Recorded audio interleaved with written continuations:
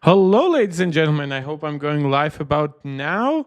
Decided to come in a few minutes earlier, seeing if the stream works fine. Seemingly it does. Great. My Mac is running a little bit hot today. I don't know why, but yeah, probably a beta bug, given that it didn't run even that hot while indexing data for macOS 26. So I thought it would just make sense to come in a little earlier. I have my fan pointing at me. That should help a little bit as well. If not, I'll turn on fans manually in the middle of the stream. I usually force my Mac to have the fans off during the stream so the noise doesn't annoy you. But yeah, that's a little bit of preliminary information. We have Angelica joining the chat already. Saying she's awaiting something original. Well, I mean, we are on the 5th day of covering this. I skipped day 4, so technically this will be the 4th day. I also apologize for my eye bags. That's from super strong allergies yesterday, so that was also the reason why I didn't stream. I know I promised daily streams this week. Yeah, but yeah, that wasn't gonna happen yesterday. Was able to open my eyes basically only sometimes today. Thankfully, I had the day off from work. We have Nathan joining the chat. Really glad to see people coming in who have joined recently, subscribed, liked, whatever, and then but also are tuning in. That really means a lot to me. We have a lot of people watching afterwards, and obviously you all are very important to me as well. But live viewers are really great because they are the ones that I interact with the most, and that makes it the easiest for me to like know who is here, what are your interests, what are your opinions, right? And I know today basically the entire world is probably not watching me, but probably worrying about World War III based on the stuff happening in the Middle East. I thought maybe it would be like out of taste to stream today or something like that. But then ultimately I decided that like with everything else that's going on, the Ukraine war and whatever, like there's really no good opportunity, like or no perfect moment to keep on regular life except for basically every moment. So yeah, uh, I know we can all feel a little heavy. We can all feel a little bit sad. So I hope that this community here can come together, discuss some fun stuff, discuss stuff that's interesting, and basically enjoy our time together. So you are losing Big Mark now for the moment. You don't worry, you'll get him back in the very end as per usual. I actually have some good news specifically for one of our Discord members. I don't know if it was Benveni or yeah, I think it was, or Jimmy James, one of the two. But you guys asked about the clipboard history for macOS 26. So you guys see, I did not just waste my time yesterday feeling sick. I did actually still keep up a little bit with new tech stuff. And this is actually something that I only tested out for myself today. So this is the clipboard history basically portion. I have no idea why it reinvokes OBS. Thankfully, OBS should be invisible, judging from the settings that I use for it. Let me check my stream. Should be fine. Should be fine. Nice. So this is the clipboard history here. It actually uses your iPhone and your iPad stuff. So these are the links that I've been copying in the last day or two, right? You can also, of course, delete them and whatever. They are not presented in a very pretty Apple way, I would argue, but it is functional. And then if you go into preferences, that's what you get, right? And I've heard somebody say, I think it was Benveni, saying that like, oh, it only saves it for 8 hours. But funny enough, I actually couldn't find a clipboard history setting here. I'm not sure if this is a different clipboard app or whatever. But I assume that given its integration with Universal Clipboard, that it's working with Apple stuff. Because I like parallels, tools, system. It's not a clipboard. It's not a parallels, right? Clipboard, or is that what I'm using? Because I am a little bit confused here. Is that actually it? Because I then couldn't get to. Jesus, so I am wrong here. I'll notice as such in the. Jesus, now I get it why I did confuse myself. I basically got it through parallels. I just clicked on the first thing in Spotlight search that said clipboard history. Abort, abort. This is fake news from Mark. No, what? I will never check out anything again while I'm feeling sick at this point. Okay, so I have no idea about Apple Clipboard history. I couldn't find it anywhere using Spotlight search. I guess that will be my research for later today. Without further ado, if you can ignore that I'm a complete moron, apparently, please subscribe, like, share, comment, consider sending super chats, super stickers, all that stuff. And let's actually get into something that I do know a little bit more about, which is Mark Gurman coming out. I promised you some Mark on Mark violence when I initially found out about the story. No, I'm not sure if the comment is here, but like Mark Gurman said something about like how far Apple is behind or whatever.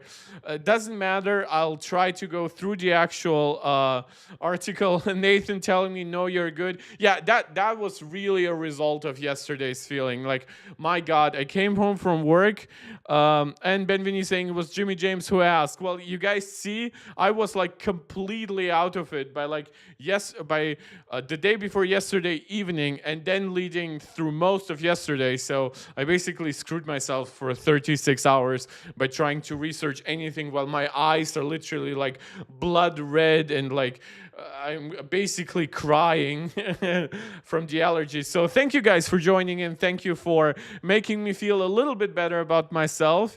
But I guess that's also a good intro to maybe being a little bit more humble sometimes, right? So we criticize many people here. Sometimes it's important to also still criticize yourself. Otherwise, you will never deserve to criticize others. So it's actually good that I even thought about it, that this could be an option, because I don't actually have anything else on my Mac installed that could do something like this. It basically just parallels tools, because my license, I think, runs until sometime in August for parallels.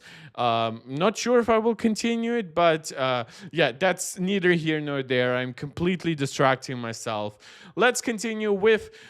I think for me, this is good news, and you can go back to my previous streams and you will actually find that I did predict that basically AI-based Siri, or the Siri with personal context, on-screen awareness, app intent functionality, right, will launch somewhere between February and April of next year.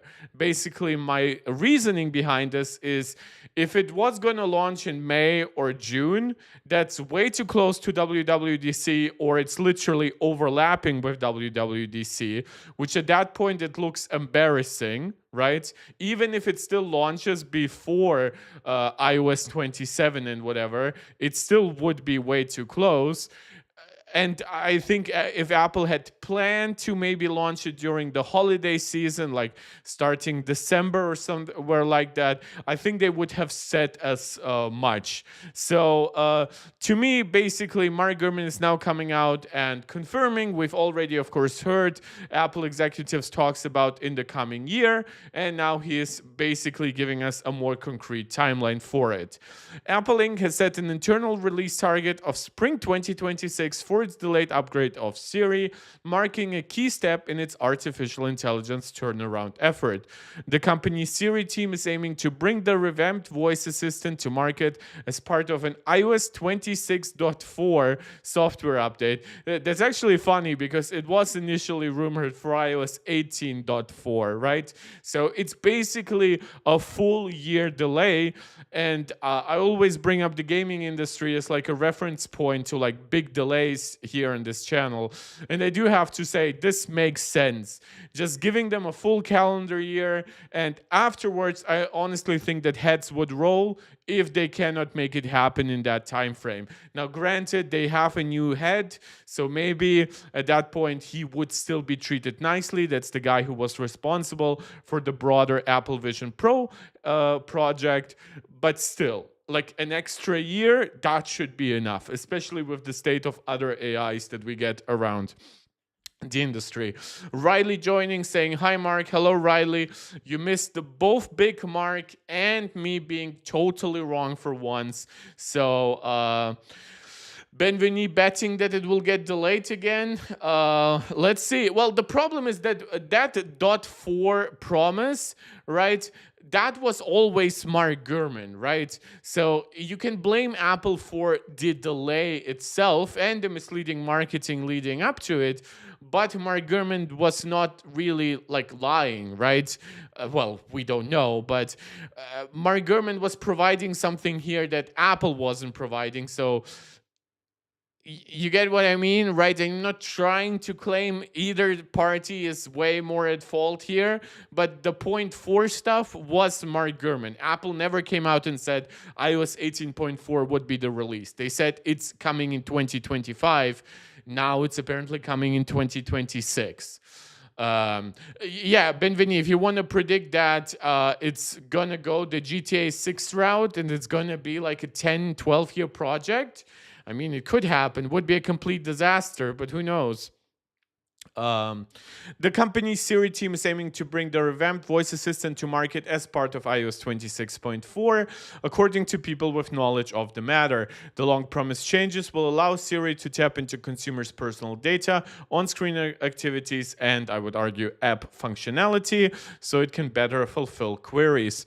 Apple's .4 updates, known as E, that I think that's new, right? I don't think we've actually ever gotten that kind of insight on the company's internal software development schedule, are typically released in March. That was the case for iOS 18.4 this year and 7.4 in 2024. You guys see, by the way, how automatically the new naming makes a lot of sense, because 26.4 will release in 2026, right? No matter whether it comes with the new Siri or not. But an exact date hasn't been set internally for the software beyond the spring timeframe, said the people who asked not to be identified because the work is private. Yeah, I bet you. Apple, in response to a request for comment, said it hasn't announced exact timing for the new Siri features. It reiterated earlier statements that the upgrades are planned for the coming year. So again, this is the same kind of like treatment of those kinds of rumors that Apple gave for 18.4 and now that they're giving for 26.4. Could they release the on-screen feature first? This is the feature that I'm most excited about.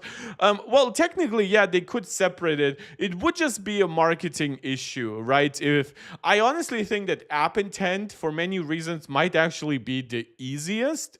It, like, whenever it works, right? I assume that app intent could also be subject to making mistakes, but I think if an app intent query is misunderstood, then honestly, I think that just nothing would happen, right? I think Siri would say, oh, sorry, I don't have that functionality, right?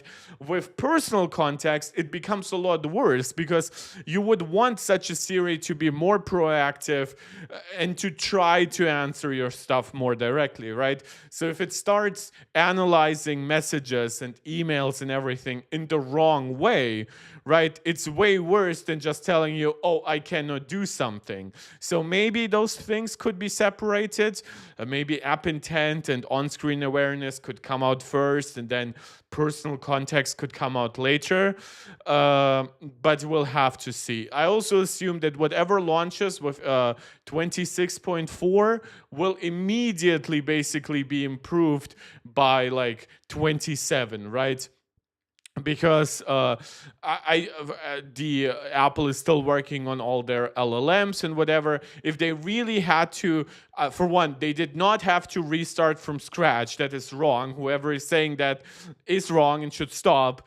but they do have to rewrite quite a lot of it. So there's a lot of room for improvement. Once they get it to 80%, I assume that the road to 90% will not actually be completely crazy. It's just that with the current technology they have, it seems like it was extremely difficult to get higher than like the 66% that they were reaching.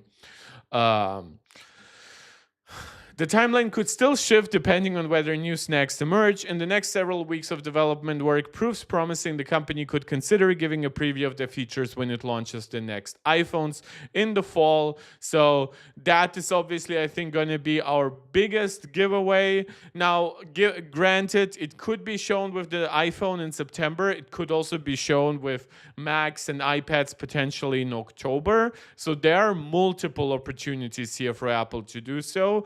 Plus, Apple could launch an iOS 26.1 or 0.2 release by like October, November, and then mention the new Siri, even if it's not part of it. And they could start potentially a longer beta testing period, asking for consumer feedback, developer feedback, right? So maybe an iOS 26.4 beta could launch considerably before March. So maybe not even by February or June, but like by December or something like that. Again, this is all speculation, but those are possibilities given the complicated nature of what Apple is working on. Though no final decisions have been made thus far. The upgrade has been a long time coming. Apple originally introduced the next-gen Siri at DubDub last year. The idea was to modernize the voice assistant, which is now 14 years old almost, which hasn't kept pace with chatbots and other AI tools. Once again, it's not a chatbot. So yeah, I know, Riley, AI is not really what is the core of this channel, but I have to say, now that I'm reading the article, I know that I don't want to lose my energy on being angry with Mark Gurman and stating like how Apple is behind and how bad the marketing was. We have reacted to all of this time and time again already on this channel. So this is all basically I wanted to say from Mark Gurman. This is pretty hard news, right? I would argue it's a rumor that is very journalistically backed up. Like sometimes when stuff is made like years in prediction, or they're talking about prototypes that would be subject to change. This time I actually do believe, Mark Gurman, that internally Apple has this kind of timeline. Whether or not they will be able to hold on to it, maybe, hell, who knows? It might be accelerated and come out still in February. But to me, honestly, I do want to refrain from being too violent. You guys saw in the beginning of the stream, I am perfectly capable of making mistakes myself. Now, granted, I do believe that I deal with them usually better than Mark Gurman. but this is not where my career is on the line. So maybe I would be more protective of my intellectual integrity here in this channel if this was my entire livelihood. But yeah, so this is the main AI stuff. We also have a tiny bit of extra AI stuff regarding Apple. It's not actually anything big, but Apple, of course, launched their framework models, their large language models, to test for third-party developers now that they can be integrated with third-party apps, starting with iOS 26. And you can see how it compares to like Qwen and Gemma. So it seems like Apple is performing relatively well, relatively comparable to those kinds of small scale LLMs, right? It's stupid to say small large language models, but that's kind of what we are talking about, like in the 3 to 4 billion parameter models.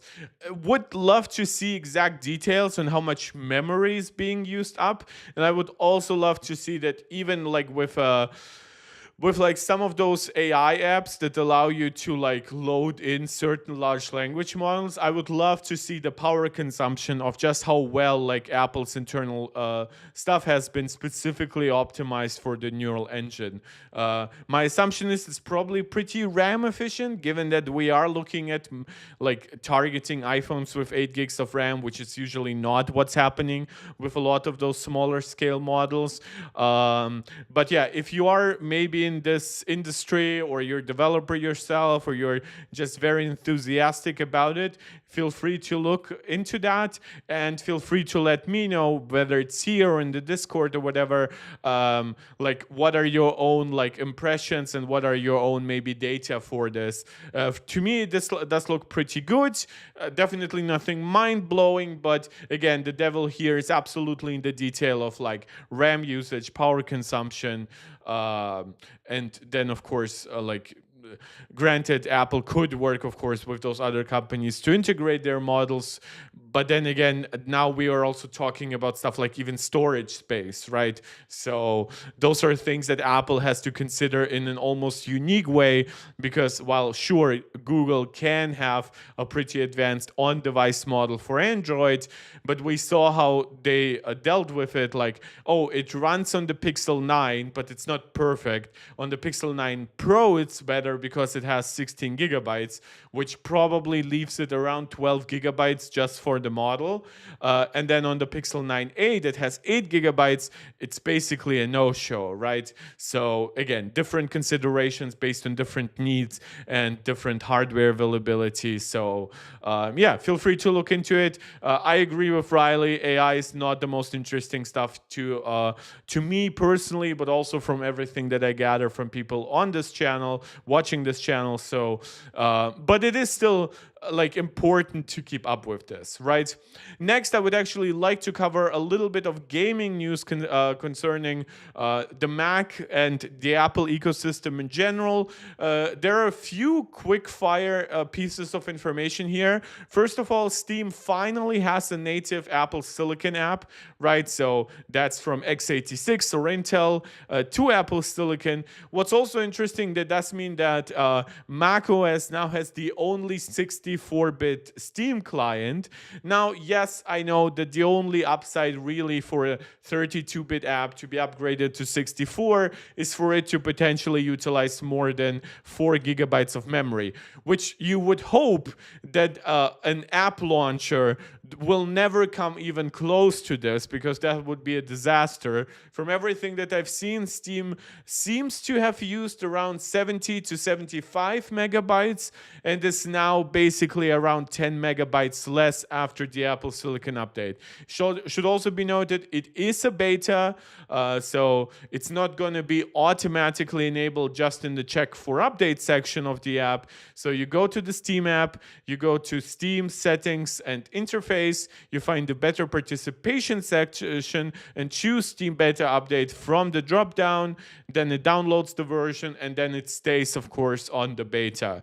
Given that there has been some misinformation about Apple fully depreciating Rosetta 2, but they will be scaling down Rosetta 2. Basically, they don't want it to take up too much extra space on macOS, which is it's a little bit of a flimsy excuse, but the main reason is they don't want it to be used as a crutch by certain developers, right? They basically want to say, look, macOS 27, yeah, it will have Rosetta still and whatever, but really, this is our last warning shot, right? We're scaling it down macOS 27.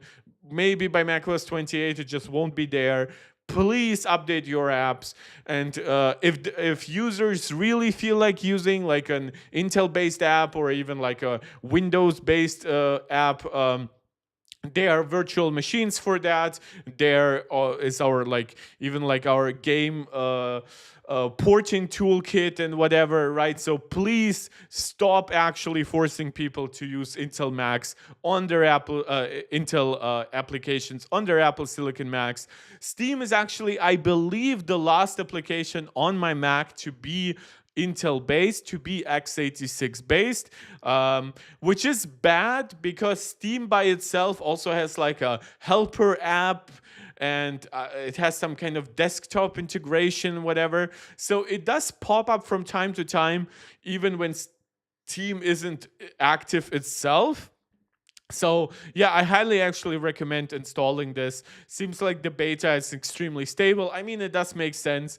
Like the transition to Apple Silicon has actually been pretty pain-free for so many applications. I know some like extreme productivity apps like Adobe Premiere and whatever might have suffered a tad bit in the transition, but I like Steam is not the most complicated thing. It's basically a web front. So yeah, if you are a Steam user, or if you were considering becoming one, well, now it's a good time to check out something new with Steam. Then there is the PC benchmarking tool 3D Mark is on macOS. Now 3D Mark is already on macOS. This is it's a PC benchmarking tool that's part of 3D Mark. But basically, we've had Steel Nomad Lite. Now you can benchmark the full Steel Nomad, which is much more impressive. This now finally moves us beyond the bullshit that's Wildlife Extreme, and my hope is that they also give like a Steel Nomad race or whatever they might want to call it. But like Solar Bay is also not the greatest ray tracing benchmark. The developers themselves have said it's extremely lightweight and whatever. So especially for desktop, now we have Steel Nomad. I would love to see like a Steel Nomad that has ray tracing. Solomon Techspin, what happens to gaming on Mac? There are a few different things here. First is Steam will now run better on your Mac.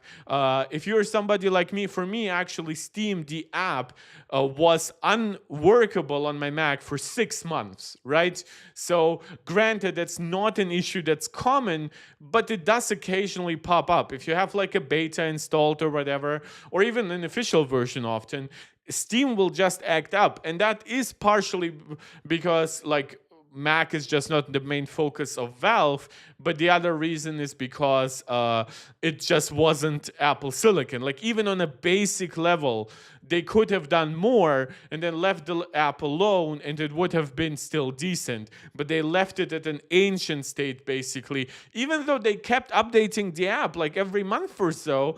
And like none one of those updates before was to make it a native client, right? Then if you are interested in the capabilities of your Mac and maybe you want to make purchasing decisions based on what kind of power your Mac should have. Now, granted, it's always best to test in real applications and in real games, but you now have a better tool for that. This is also a tool that is cross-platform, so similar to Steel Nomad Lite, it will allow you to compare the capabilities of your Mac to a Windows PC. Next is we are getting a wave of bigger games. So while we've had already pretty big games like Resident Evil titles and Sniper Elite, and now the Hitman games are on the way and whatever. But I would argue that Cyberpunk 2077 is a really crucial step because Cyberpunk 2077 is often treated by itself as like a benchmark game on PC. It's developed in very close collaboration with NVIDIA, so it's always first in integrating like the latest DLSS tools, the latest ray tracing up to path tracing, right? And we even got some tests that not only Cyberpunk 2077 finally somewhat close to releasing on Mac, it's been 8 months since it was announced, but it seems to run pretty well. Granted, you will need pretty high-end hardware for that, but it's actually optimized for Metal 4. So that's seemingly the delay here. I actually wouldn't be surprised if that means I initially thought that maybe Cyberpunk 2077 on Mac would come out with the iPad with the update that's supposed to launch late June, but now I'm actually kind of thinking it will launch directly with macOS 26 because it is heavily based on Metal 4, including features like the latest Metal FX models. These Metal FX models are used for AI upscaling. They're now also used for ray reconstruction, which is what NVIDIA introduced in DLSS 3.5. So that will allow either higher quality ray tracing at the same frame rate or the same quality ray tracing at higher frame rates frames and resolutions, but it also incorporates a new frame interpolation feature. This is something that NVIDIA and AMD have been doing for a while, which is basically between two native frames that are rendered by the game engine, you also get a quote-unquote fake frame that smooths out the image.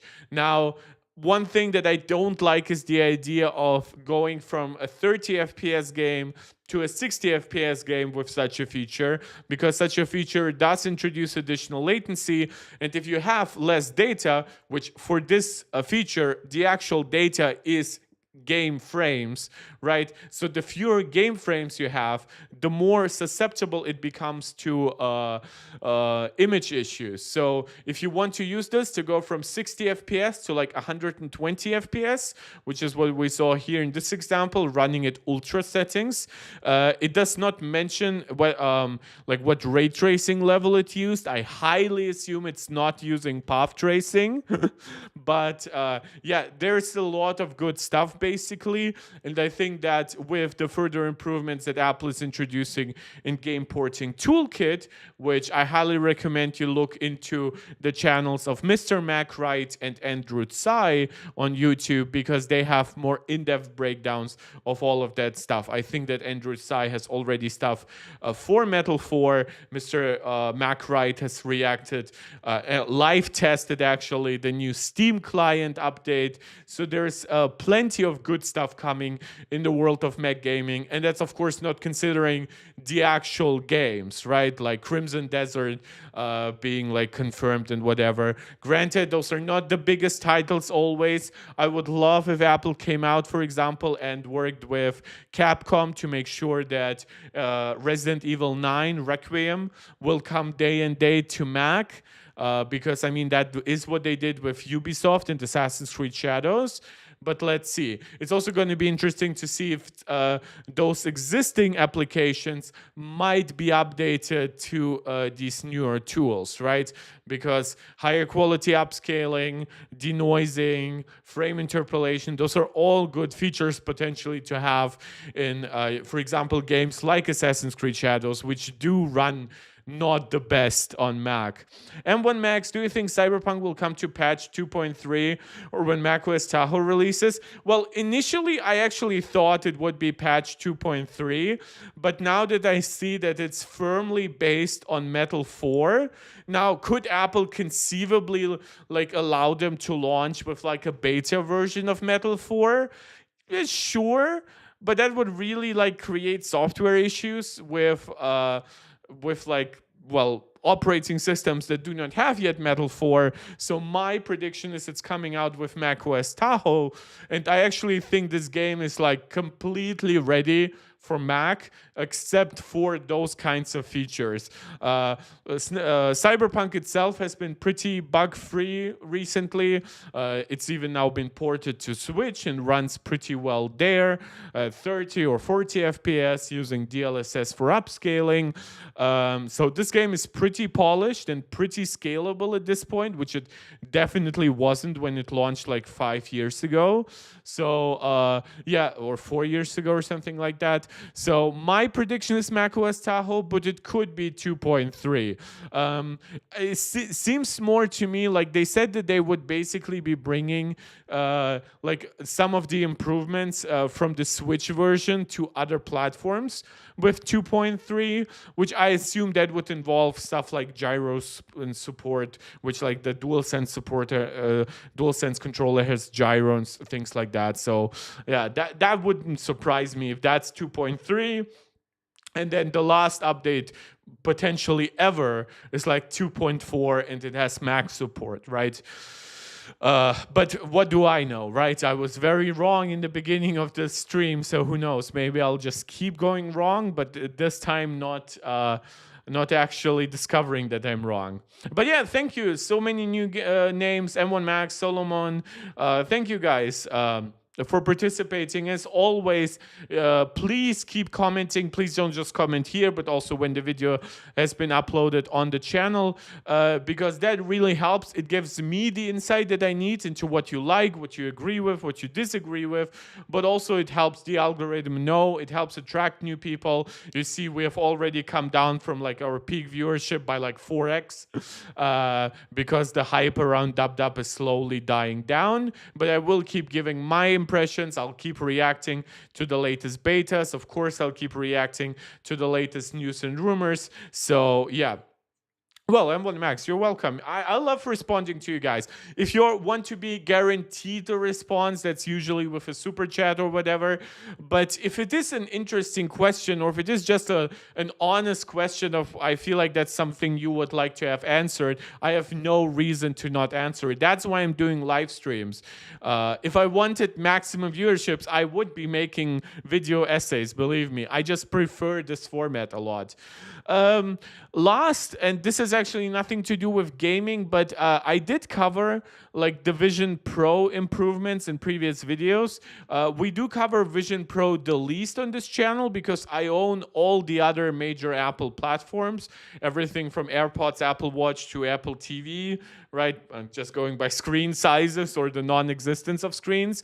But so we now do have something that was rumored actually as a functionality for the Apple Pencil, but seems it's like a dedicated piece of hardware. I wonder if Apple will consider making this themselves or updating the Apple Pencil, whether it's a software or a hardware upgrade needed for that. But basically we were I believe rumored almost like 6 months ago that Vision Pro would get like Apple Pencil functionality, right? So you write in the air, but or you write on like a piece of paper, and it actually like just projects that data onto your Vision Pro.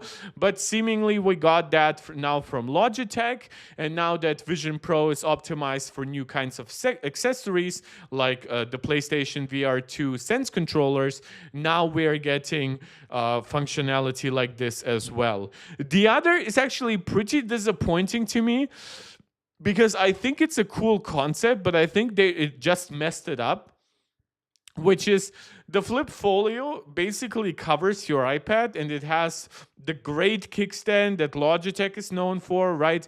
That's why I used Logitech for so many years with my iPad. But it has like a Bluetooth keyboard that magnetically attaches to it, which is great. Where's the trackpad, my dude?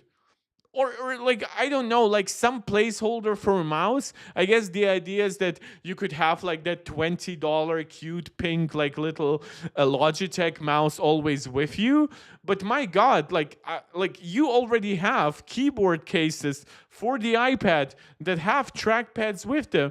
Like you could have easily like made it taller, right? Just a little bit, or like made it fully compliant. I have no idea why this is the design they went for. This is a $180 accessory, and sure, it doesn't sound very expensive in comparison. Like, just attach it to the freaking other side for all I care, right?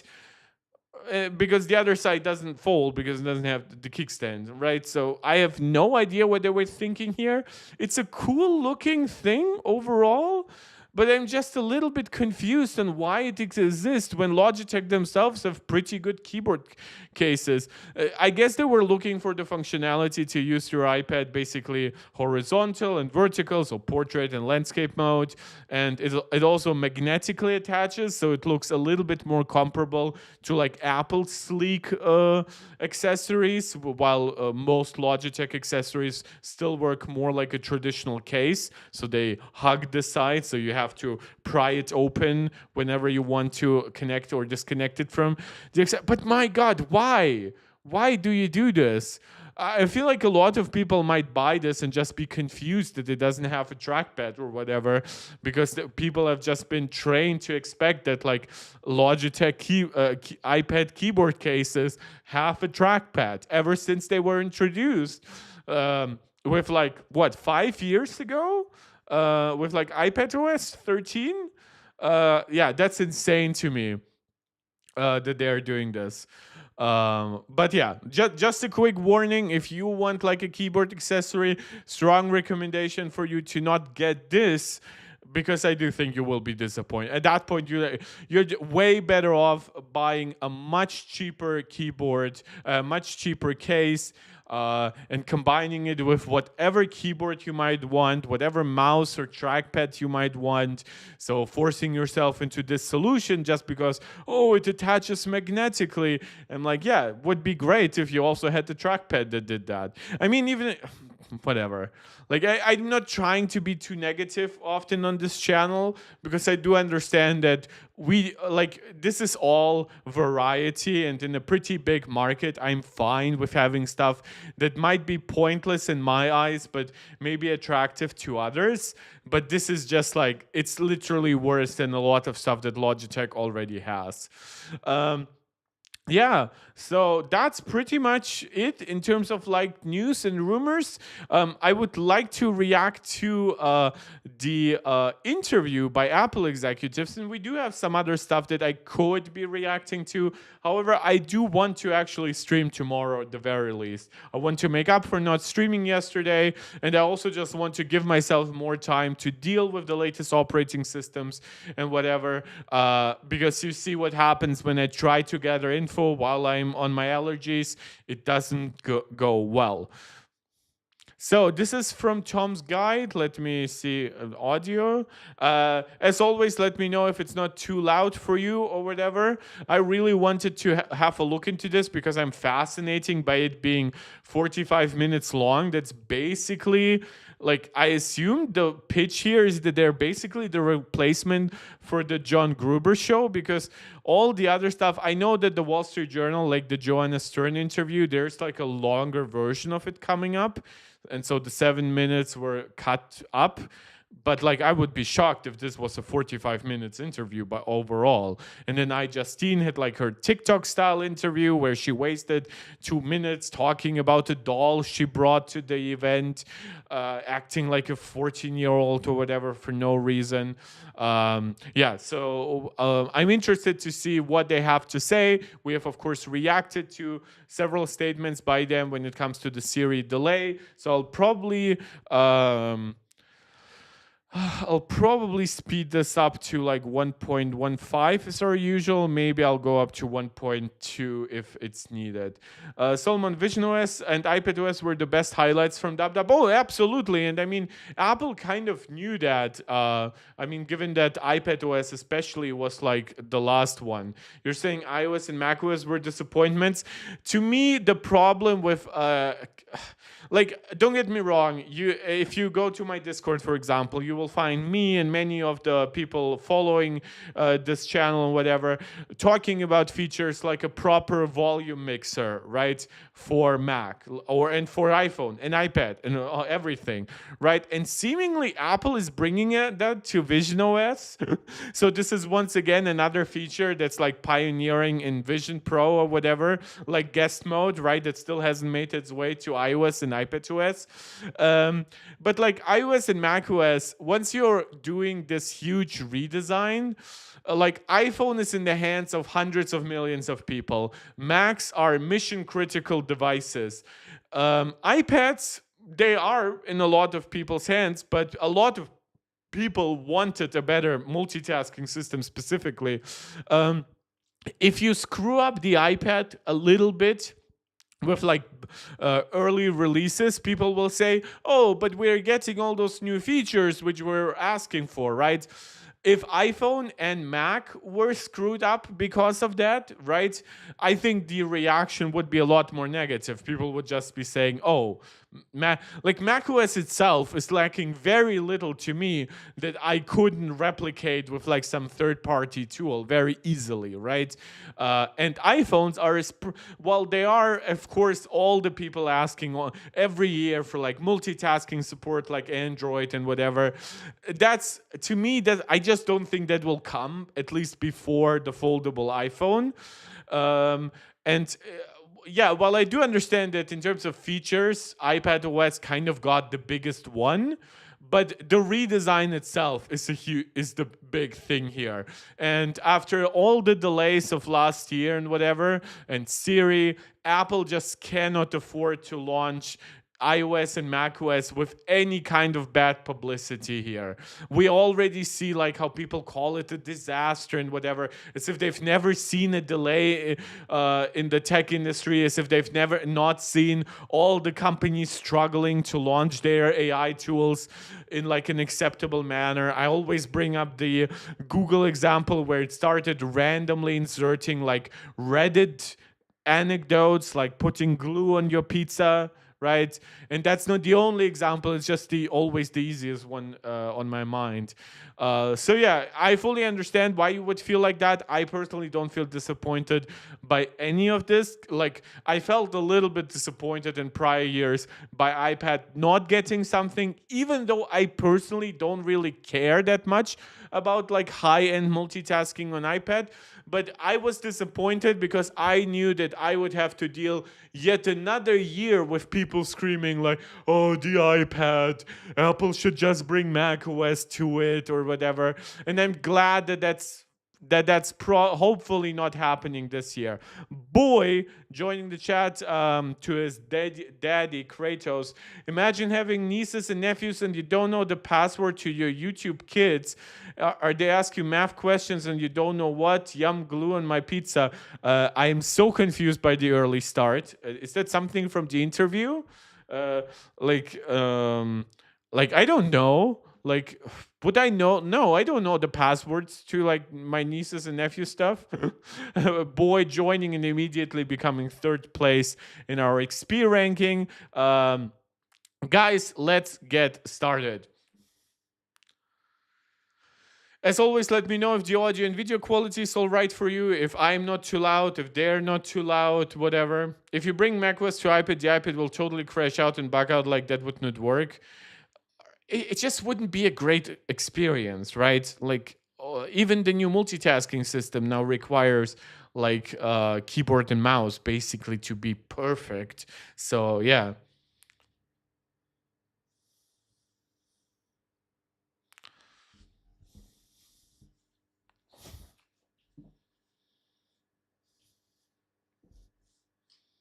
Oh, you don't know your own YouTube Kids password? Okay. No, I know my own stuff usually. I've seen people in the Discord be like, and on YouTube sometimes comments be like, "Oh myself, oh here I am back after a month. I forgot my password." I'm like, okay, don't know how that happens in 2025. Wait, no sound on me or no sound on them? We can't hear the audio from the video. Well, thank you guys for letting me know. Wait, what? How's that possible? Is that an OBS bug? Because macOS screen capture, what? Guys, I want you to stay immediately connected, right? So I want very quick answers on if it's working for you or not. So let's click on this and you tell me. So tell me, can you hear me now? Well, can you hear them now? Oh, man, I wouldn't be surprised if we got some bugs based on macOS 26 and OBS having to interact. But it worked out the last time, so I'm a little bit pissed off. I would have to like potentially like turn off my screen capture and turn it back on. Sound output goes to earpods. That's all correct. On video, yes, but not the video. Okay, so I'll give you guys back Big Mark, and we'll try to turn off macOS screen capture. Go to macOS screen capture again. Hide OBS. So we'll have to see if it works now. Jesus, so big. It's so much bigger than Big Mark.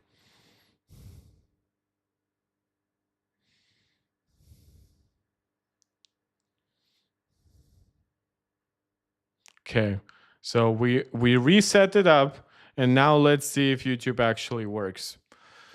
Right into it, because there was a lot of announcements here at WWDC, and I'll also just check on my iPad myself.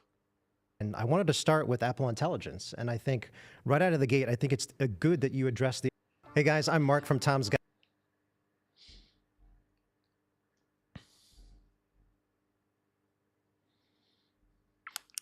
I see, by the way, I have like a crazy long. Okay, so I can hear myself. Let's see. Okay, so now their voice works too, and Jan joining the stream. Okay, now we can actually start. Thank you guys so much. I guess that was a bug with the previous like macOS screen capture being in OBS. Boy asking for the Discord link. You know what? Before I get started here, I'll share it. Oh, Solomon is now joining. Great. And I'm gonna go to invite members, edit the invite link to never, and save. Guys, sometimes I love this live streaming, sometimes I despise it. Here's the Discord link for you, boy. Here, have some sugar from your daddy. Oh, Jonathan, thank you. You edited first. Jesus. Bro, I was about to paste it. Ha! Great. Wait, Jonathan, why the fuck didn't you say hi? But guys, we have one of our newest MarkTech Pro Max members here on freaking in the chat. I forgot to mention you, bro. So shout out to Angelica, Max, Maximus, Steve, and Jonathan. You know what? I'm still gonna actually give you the Discord link because I'm not sure if you as an external guy can actually send Discord without an expiration date, right? So I might try it too. So here, copy link. Sorry guys, we're wasting a lot of time today. Thank you, Jonathan, for your work. And here you get it from me too. It looks like a different link. Wait, Jonathan, why was your link deleted? Oh, was I able to see it, but not other people? Yeah, it's all the beta stuff. So thank you to all of you who are engaged with me still. So Jonathan, thank you for sending the link. I cannot, I think it was deleted, but now you guys should be able to see my link. Let me know if you can see it here. Thank you so much. Guide, and I'm here with Lance from Tech Radar. We're talking today with Apple's Craig Federighi, as well as Greg Joswiak, also known as Jaws. And I wanted to get right into it because there was a lot of announcements here at WWDC, and I wanted to start with Apple Intelligence. And I think right out of the gate, I think it's good that you address the elephant in the room in terms of Siri. Like, here's where it stands, like it's coming, and what to expect. But just for I'm actually trying out. I always have like my second account that doesn't have Google Premium, YouTube Premium, and yeah, Jonathan, sorry.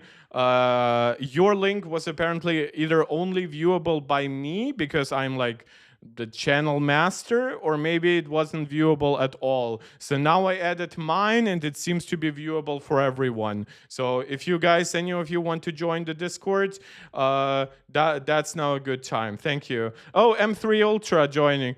Aren't you M1? Are you M1 Max? And we have Loose 26 iPhone 13. It's boy. 3 new Discord members right away. Thank you. That's so cool. Just for our audience, like you say, it's happening in the coming year. So what does that mean? Does that mean 2026? And for people who maybe aren't in the know, what are they going to get when the new Siri arrives? Yeah, a great question. So just to wind the clock back a little bit on our initial announcement of Apple Intelligence, you know, that we were very focused on creating a broad platform for really. Oh, Jonathan, believe me, I know you wanted to help, so thank you so much for trying. This is the best part about the growing community is you guys can send me info and stuff, but like I don't know if YouTube will allow me ever to like for you to share links, right? So that's why the Discord is there, and yeah, thank you so much, Jonathan. I'm not even sure. Are you part of the Discord? Because I don't remember you being there. Personal experiences into the OS, and we spent, I don't know, 40 minutes probably announcing just a whole slew of things. And we talked about some of them again today, things like writing tools and summarization and notifications and photo cleanup and making memory movies and semantic search of your photo library and sort of on and on and on, right? I think there were over 20 if you were keeping track at home. Yeah, quite a few. And I like Jaws. To be honest, I have forgotten how much I like Jaws. Jaws is still like a Steve era guy. So he has a very distinct way of saying, like, we care about our products. We might sometimes screw up, but we do have our vision and we are not chasing our competitors, right? I think those are the very basic things that he agrees with, Craig agrees with, Tim agrees with, right? Johnny Cerrucci agrees with. But I also think that like his laid back manner, because Craig is a little bit more like the California surfer guy, I guess, but he is very much like, oh, I don't owe anybody shit, right? I'm an Apple executive with a lot of power, but I'm not Tim, right? Nor am I even personally responsible for projects like Siri or whatever. But beyond all of that, I am also like an OG, and I'm getting up in my age, so I'm not gonna stay here forever. So I'm just gonna be like this and be like, yeah, there are 20 Apple Intelligence features for those of you keeping track at home. Boy, end up factory data resent my iPhone yesterday, still acting up. Well, yeah. It's a big beta. Jan saying you're loving both of them as a combo. Craig is also very sympathetic and charismatic. Oh, absolutely. They're both great. And there's a reason why they're being sent out. Now, Craig is obviously the software guy, so he needs to be the one speaking for Dub. But like Joss is just there because he's great. Boy saying, can't wait for Monday. I'm falling asleep. Bro, it's Friday. Please don't sleep for 3 days. And many of them are just, things that are just integrated right where you want them in the way you use the Mac, but are fundamentally all tapping into this deep intelligence. And we also recognize that we could, on that foundation of large language models on device, private cloud compute, as a foundation for even more intelligence, semantic indexing on device to retrieve knowledge, that we could build a better Siri. Mm-hmm. And we talked about a set of things that we wanted to achieve with Siri.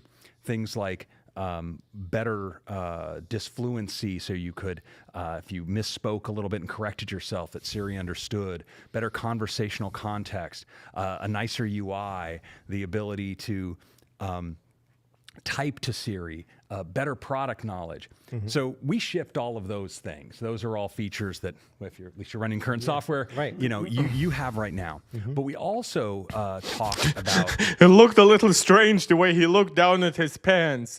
You have this right down here. We gave four other. Wait, little. are they? They're using the podcast version of the Shure microphones. That's the one that connects to the side, right? Which is nice, I guess. But I actually prefer my Shure MV7 Plus in many ways. Joss is like Craig's caretaker. He doesn't want him to mess up interviews. Yeah, he's also just more calm in moments where Craig is a little bit more excited. Because like you saw that in the Joanna Stern interview where Craig was like, he was looking at her like very focused, very serious, but then like remembering, oh, the camera is looking at me, he like had this fake smile. It was still very charismatic, very human in the end, which I know a lot of people try to like negate the humanity of executives, that they're just business suits and whatever, right? But look at them. Sure, they're millionaires. Sure, they're very successful. Sure, they represent a multi-billion multinational company. But like, you still know that they're people. They get nervous and whatever. demos, about half of our Siri section, talked about things like being able to invoke a broader range of actions across your device by app intents being orchestrated by Siri to let it do more things. Right. We also talked about the ability. I assume the iPhone wouldn't be a great microphone in this scenario. I think you would be better off with AirPods or something that's like extremely close. By the way, speaking of iOS features and whatever, speaking of iPhones, I did try out the new karaoke feature in Apple TV. It worked really poorly for me. Like there was a huge delay between recording the audio into my iPhone and singing along with my Apple TV. I guess I'll keep trying it out, but yeah. To use personal knowledge from that semantic index. So if you Ben Vinny, it's all fine. You can watch, of course, afterwards. I fully understand that. For things like, what's that podcast that Jaws sent me, that we could find it, whether it was in your messages or in your email, and call it out, and then maybe even act on it using those app intents. That piece is the piece that we have not delivered yet. We found that when we were developing this feature, that we had really two versions of the ultimate architecture that we were going to create. And version 1, we had... By the way, I think that this is exactly what they would have been telling now John Gruber if John Gruber hadn't burned a very important bridge. And John Gruber would have actually been able to do so with more criticism and more built-in favorability from them.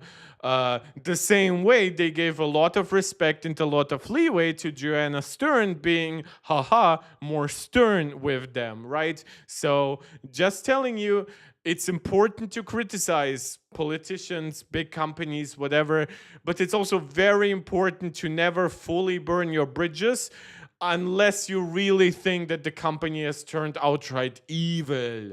Sort of working here at the time that we were getting close to the conference, and had at the time high confidence that we could deliver it. We thought by December, and if not, we figured by spring. Grab yourself some popcorn. Guys, we've been streaming for about an hour. This is usually when I give you my usual shout out to, if you haven't yet done so, subscribe to the channel, like the video, that helps a lot. Share it out with anybody who you think might enjoy it. Let us grow the community. Comment here, comment afterwards. That helps a lot with the algorithm. You can also let me know what you think later in the Discord, of course. And you can support me directly via super chats and super stickers. That helps the channel tremendously. You can also become a channel member, so I don't forget, because I forgot in the beginning. Shout out to Angelica, Steve, Max, Maximus, and Jonathan, our MarkTech Pro Max supporters right here on YouTube. And you can also support this channel over on Patreon. Thank you so much. Sure. WWDC, because we knew the world wanted a really complete picture of what's Apple thinking about the implications of Apple Intelligence and where's it going.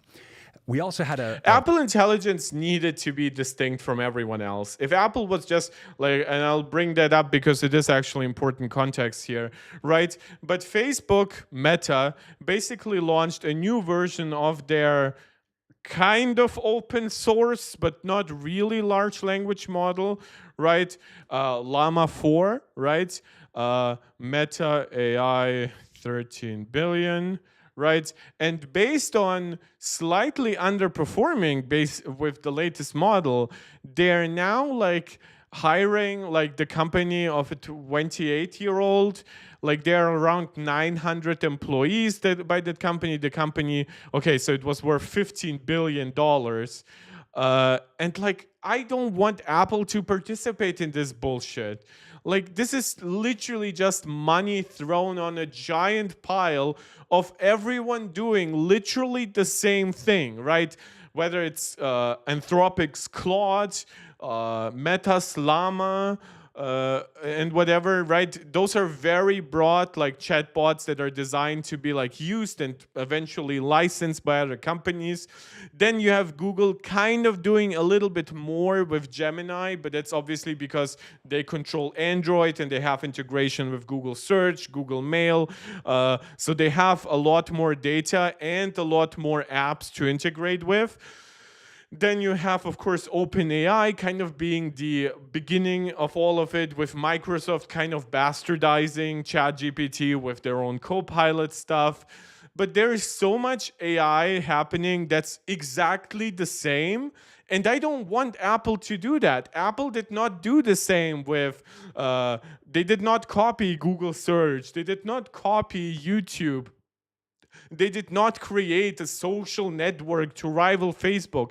Apple knows their place, which is they are fundamentally a hardware company, and for that hardware they make software and services. Now those services can eventually go beyond the hardware, right, like Apple TV Plus and Apple Music and whatever, but fundamentally Apple is a hardware company, and the moment they lose that, the moment more R&D starts flowing into AI projects rather than the next iPhone and Mac and whatever, that's when Apple will have lost their way. So how would Siri get better on iPhone 13? Well, brother, not at all. Devices worse or older than the 15 Pro will just not be enhanced. AI will get better. Apple is investing billions into that. But like, you have to understand, Meta has already invested billions into it, and now they're spending this, hiring more employees that they now will have to pay top dollar for as well, right? So we're looking at Apple investing a few billions here and there, and these companies investing tens and even hundreds of billions of dollars. Like ChatGPT, OpenAI talked about like $1 trillion project with the US government. If they held their promises in Apple Intelligence, we wouldn't be complaining they failed at it and we have to complain about it. No. Where Apple having to deliver on what was not delivered is 100% correct. I'm talking about asking for Apple to do other stuff than that, like full-on chatbot competition, like what Mark Gurman sometimes alludes to. Apple having to deliver the Siri that was promised, right? Like in Game of Thrones term, like the prince that was promised, the princess that was promised, Azor Ahai, right? That is necessary, and it's important to complain, and it's important to criticize them. I absolutely think so. A V2 that was a deeper end-to-end architecture that we knew was ultimately what we wanted to create to get to the full set of capabilities that we wanted for Siri. Well, so we demonstrated that V1 architecture in that video working, and we set about for months making it work better and better across more app intents, better and better for doing search. But fundamentally, we found that the limitations of the V1 architecture weren't getting us to the quality level that we knew our customers needed and expected. Right. And we realized that V1 architecture, we could push and push and push and put more time, but if we try... Boy, I understand you might want to go for like the 16E to get some Apple Intelligence access, but don't forget, we're looking at the feature that might come out after iPhone 17e is out. So at this point, I would argue it makes a lot more sense to wait. So maybe you can buy an iPhone 16e or iPhone 16 for a lot less money, or if maybe your finances change or whatever, or you just get a lucky deal, at that point you'll get potentially a better 17e for the same money as you now get the 16e. Or like, again, if you are willing to like collect a bit more money up until then, you buy yourself an iPhone 17, which will have features like ProMotion, an A19 processor, right? So a lot more for your money potentially.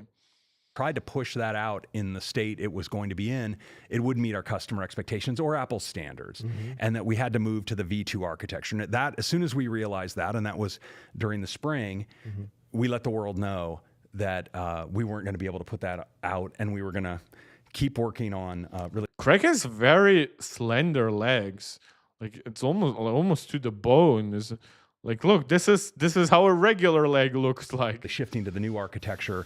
And releasing something.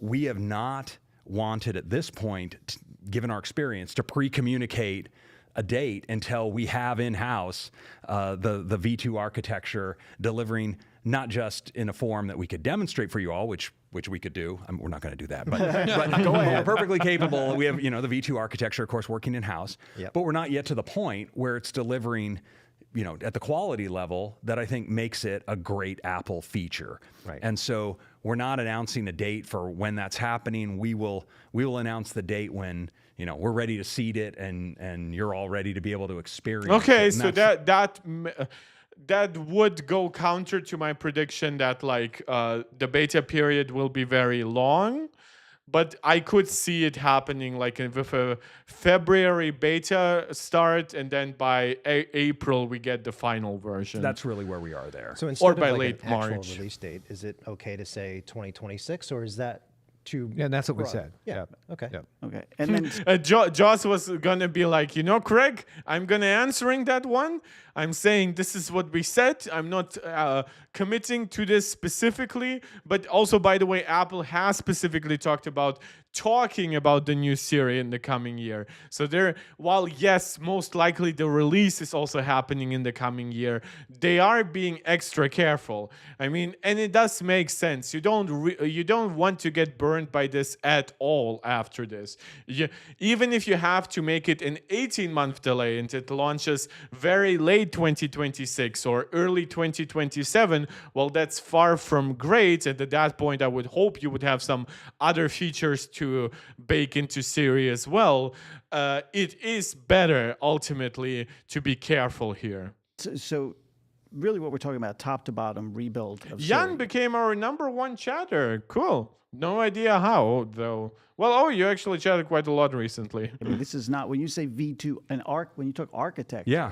that's really, top to bottom, that sounds like what we do finally get next year, probably, is a completely rebuilt Siri that's purpose-built for what you're talking about. Yeah, and I should say the V2 architecture is not, it wasn't a start over. The Yeah, V1 thank you.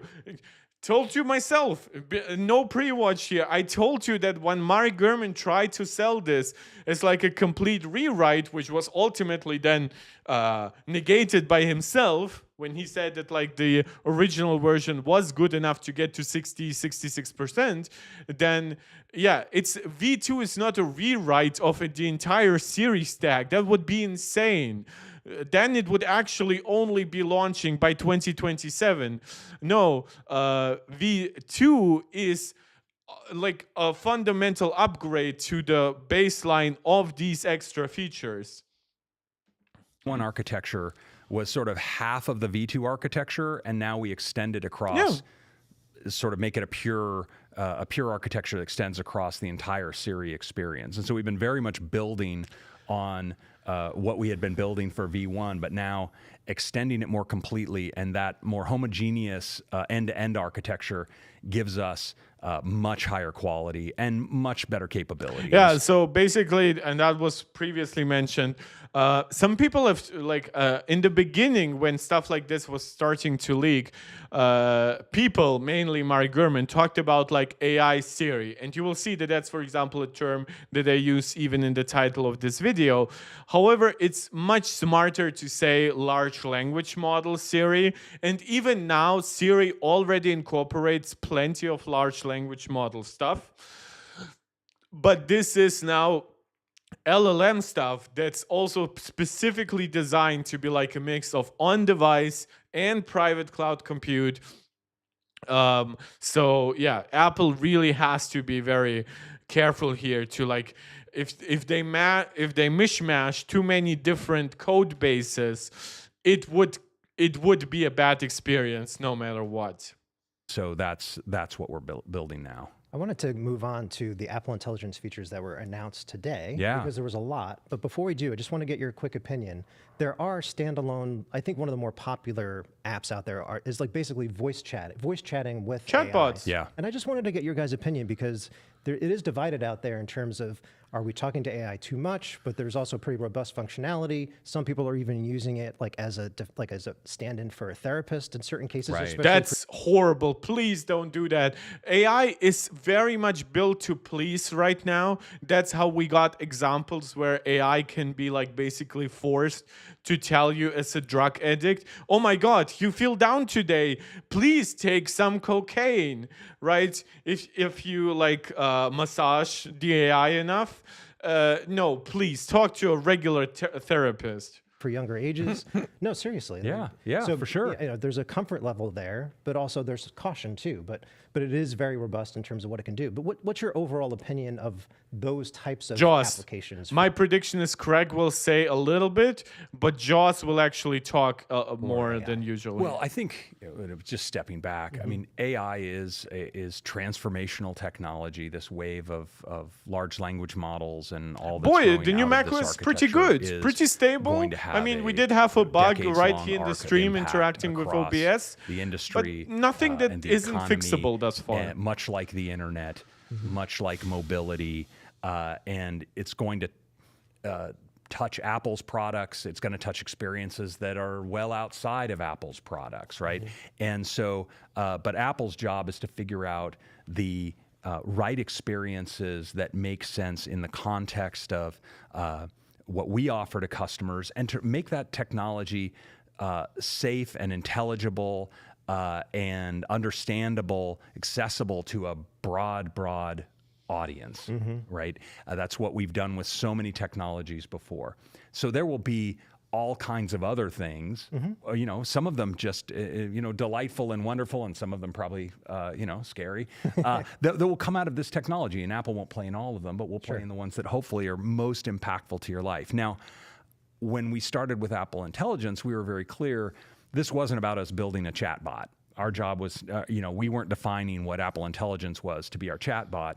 And so seemingly... Well, Solomon, I've seen some people try to say, oh, the new liquid glass interface, it renders too much, it's going to drain your battery. The beta 1 always drains your battery faster. That's just a universal truth. I'm sure if I wasn't keeping my Mac constantly plugged in, it would be also the truth in my MacBook Pro. But even on the iPhone, there's just an obligatory like 10 to 15% battery penalty, plus background processes. Like indexing is something that will happen with every new big software release, especially one that's focused on like analyzing your data, and with an improved spotlight search and whatever. That's what's happening here. So that's partially like the first few days are more battery intensive on a major new software release, and it's a new beta. So could there be potentially like hardware is quote unquote old as the M1, especially we're looking at the base version, that could be... Could it have more of an impact on that hardware than on, let's say, the M4 MacBook Air? Yes, it could, but I don't think it would be so substantial that you would be noticing it like to a big degree. Like for example, I have the M1 Max MacBook Pro. While I'm pretty sure that I would actually feel the battery life impact because it's such a power-hungry chip potentially. I wouldn't feel a big performance impact because I have 32 gigabytes of memory, 400 gigabit per second of bandwidth, 32 GPU cores, 8 performance CPU cores, right? So maybe on the base chips it's a little worse right now, but I cannot tell you because obviously I don't own such a vast amount of hardware.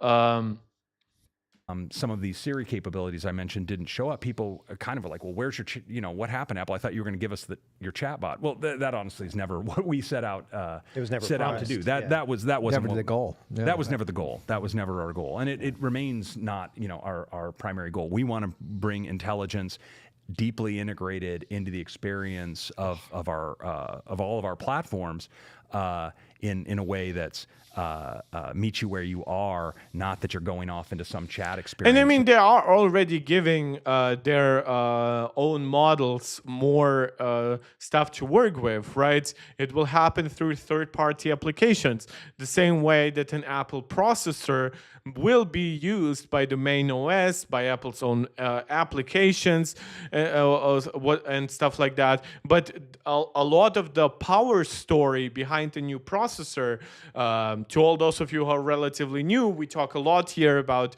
the latest chips from Apple and the competition, the latest nodes from TSMC and Intel, and what that means for efficiency and power and new features. Like a lot of the power story of a new processor will be written by the applications that eventually come out for this device on the App Store, on Macs, stuff that you can sideload, right? That's a big part of what Apple offers. Apple offers a platform. Now they have the hardware as a platform, right? Everything from iPhone, iPad, Mac. They have the operating system as a platform with all the APIs that feed into it, of course, iOS, iPadOS, macOS, visionOS. They have the App Store. That's their preferred way of apps to come to that platform of software and that platform of hardware. So that's a platform of app distribution. But then in of themselves, individual features like integrated LLMs, even the camera, kind of become platforms of their own. So Apple is not interested in matching just every trend that's out there, but they are interested in seeing how a certain trend can work together with their vision of hardware platforms, operating system platforms, app distribution platforms, things like that. Solomon, Mark, do you use Apple Intelligence more frequently? How does it help you in your workflow? Well, I am a doctor, so basically none at all. But I don't use chatbots for any medical stuff, to be quite honest. I don't trust them enough. I recently interacted with my cousin because one of my nieces got a little sick, and my cousin immediately started looking up stuff online, asking actually ChatGPT, and ChatGPT gave the correct responses, but some of the responses were the most extreme, the worst outcome basically. And to me, I was like immediately reminded why I'm like, it should have also given like possibilities, which like for the upper range, it's like 95% plus. And then once you go down, especially for a child with like no other diseases or whatsoever, it will be like 1-2% at most, right? 0.01% more likely. Yeah, I myself, my most used AI feature, and I've commented on that on this channel, is Genmoji. I think Genmoji is delightful. I think Genmoji is simple. I think Genmoji is beautifully integrated. I think Genmoji doesn't waste too much resources. I've also played around in ChatGPT with image generation. Not really most stuff that I would be using long term. Like I generated one of the channel logos through it. I also like to talk with chatbots about history a little bit. Like I'm interested in a lot of the world conflicts, Ukraine, Russia, Israel, Palestine, India, Pakistan. And I know a lot about many of those conflicts, so I try to often ask chatbots and check them for mistakes and stuff like that. In order to get things done. Now, do I think that Lance using a voice thing as a therapist is a reasonable thing to do? I mean, I know a lot of people find it to be a real powerful way to gather their thoughts. Yeah. To brainstorm, do all kinds of things, right? And so, sure, these are great things. Are they the most important thing for Apple to develop? Well, time will tell. Right. Where, And we are looking at different AI-based implementations that will do some of that stuff, but they will be integrated in apps. They will be integrated in like Apple settings and stuff like that. Like for example, that AI fitness trainer and health coach and kind of doctor in your pocket that Apple is supposedly working on for iOS 27, well, that is not going to be like a chatbot-like feature, even though chatbots probably could do a lot of that, but it will be part of the Apple Fitness app, the Apple Health app, Siri. It will probably have a lot of its own user interface. It will interact with all the data you already have inside those apps. And similar things like, for example, for idea gathering and stuff like that, that could be integrated into notes, into pages, into Keynote, into numbers, right? Like I think that Apple should have Siri-based functionality or AI-based functionality that lets you create like a graph, right, in Excel or numbers, basically. Because I do think that, for example, if you just have a blockade, if you're just looking at your keyboard and you're in one of those moments where you just cannot get yourself to work, I think that talking to your tech, even if it might be imperfect, even if the actual rendering might take longer than if you are familiar with the app, that's still worth it. So I'm not against Apple extending the functionality of Siri, but I do want it to happen in the context of Apple hardware, Apple's operating systems, Apple stores, and Apple services, and Apple's apps, and of course, third-party apps to be accessing those features too. Go there, but that's not the main thing we've set out to do at this time. Okay. And you saw today what we had set out, which is how to use AI as an I'm enabling gonna technology speed it up to make to- our features and our products better. Yep. Right. That we're not. Oh, trying it's to not sped up create anymore. A chatbot, as Craig said. We're not trying to do. I what told you this is where Joss would be speaking more, because he is, I think, very insulted by the idea of people telling Apple what Apple should be building. And by implying, oh, it does not do what the chatbot competitors do, he's saying, we are not doing that. Why are you? It's like saying, why doesn't Spotlight Search work the same way as Google Search, right? With its own search engine and whatsoever, right? It's like asking, why doesn't the Messages app and the email app doesn't replicate like all of Facebook's social media functionality, right? It's like, why doesn't Apple News also have like a Twitter-like feature, right? That's just not what Apple does. some of the other folks have done. We want to make the best products in the world. I think that's what people expect from Apple. And just like we were using AI in the earlier days when it was ML, or we called it proactive, Yeah. we're using generative Machine AI learning, today to make the features proactive, better. You saw it across the system. compute, Apple Intelligence isn't a destination for compute us. Right? learning. There's no app, Apple Intelligence. There's Apple Intelligence making all the things you do every day better. Just to follow up to that, because to me, you guys have a philosophical difference with the way others might be developing AI. Yep. They're doing apps. It's consolidated. You're doing pervasive, right? It's everything out there. How do you communicate that to Apple customers? I think that's one of the things. I think the easiest communication for that is honestly the integration of these other bots into Siri. So if you want to keep talking to a chatbot while still being connected to the Apple interface and whatever, right? That's where you do. And again, it has its precedent. Like the Apple Maps app was powered by Google Maps, but it was a specific Apple implementation. And Apple even built their own YouTube app with Google for a while, right? But over time, Apple replaced the Google Maps backend in their Maps app with their own backend, and then had to work on it to improve it, right? In fact, they launched it with similar kind of backlash as Siri is now getting. And YouTube became obviously their own app because there were too many services, obviously, for Apple to build. Like Apple is not going to make a Netflix app, a Crunchyroll app, and whatsoever. And Apple has integrated Google Search, Bing Search, a ton of other searches into Safari. Why shouldn't be that the case for Siri? Like Siri is your AI for everything on device, and for everything outside of the device, you still interact interact through Siri, but now with ChatGPT, Gemini, Claude, and whatever. Jan, when do I think the next beta is coming out? It's either like next Tuesday or something like that, or more likely the week after that. Beta releases, from what I understand, like these are usually 2-week periods. Was picking up during during the keynote Yeah. is that, oh wait, this is a different approach. But, Yeah, totally. Yeah. but is there a way that you know, because you've branded your AI, but I'm not sure people are getting the message about this different intent. Well, this is a start. Thank you for having us. We did try to say it last year, and you're right. Maybe you have to say these things, I think, repeatedly, over and over as to what our goals were. We were trying to be clear last year. We're not trying to create a chatbot. We're trying to actually use this, integrated into our operating systems and integrated into our products. We're continuing with that message. In the end, people buy products, right? They buy products. They buy.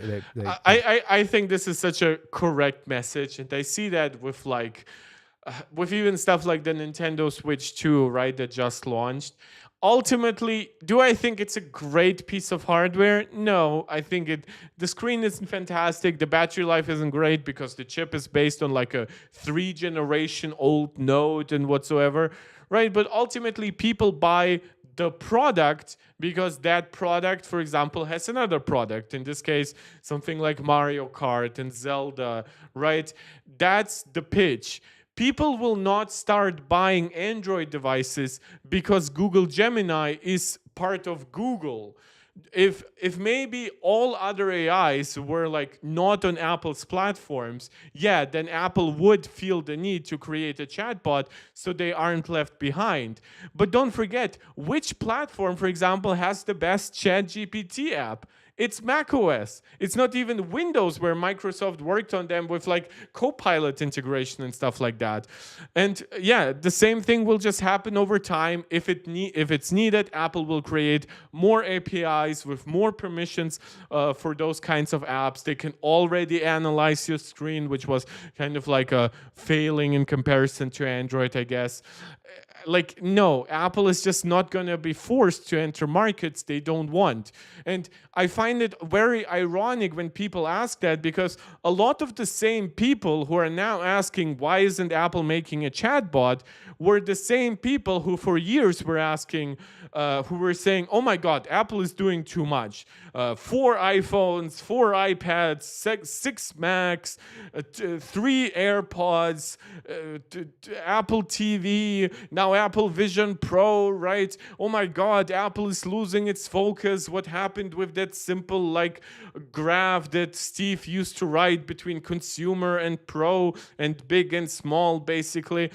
And now the same people are saying, well, why aren't you wasting $50 billion on a chatbot that will work the exact same way as ChatGPT?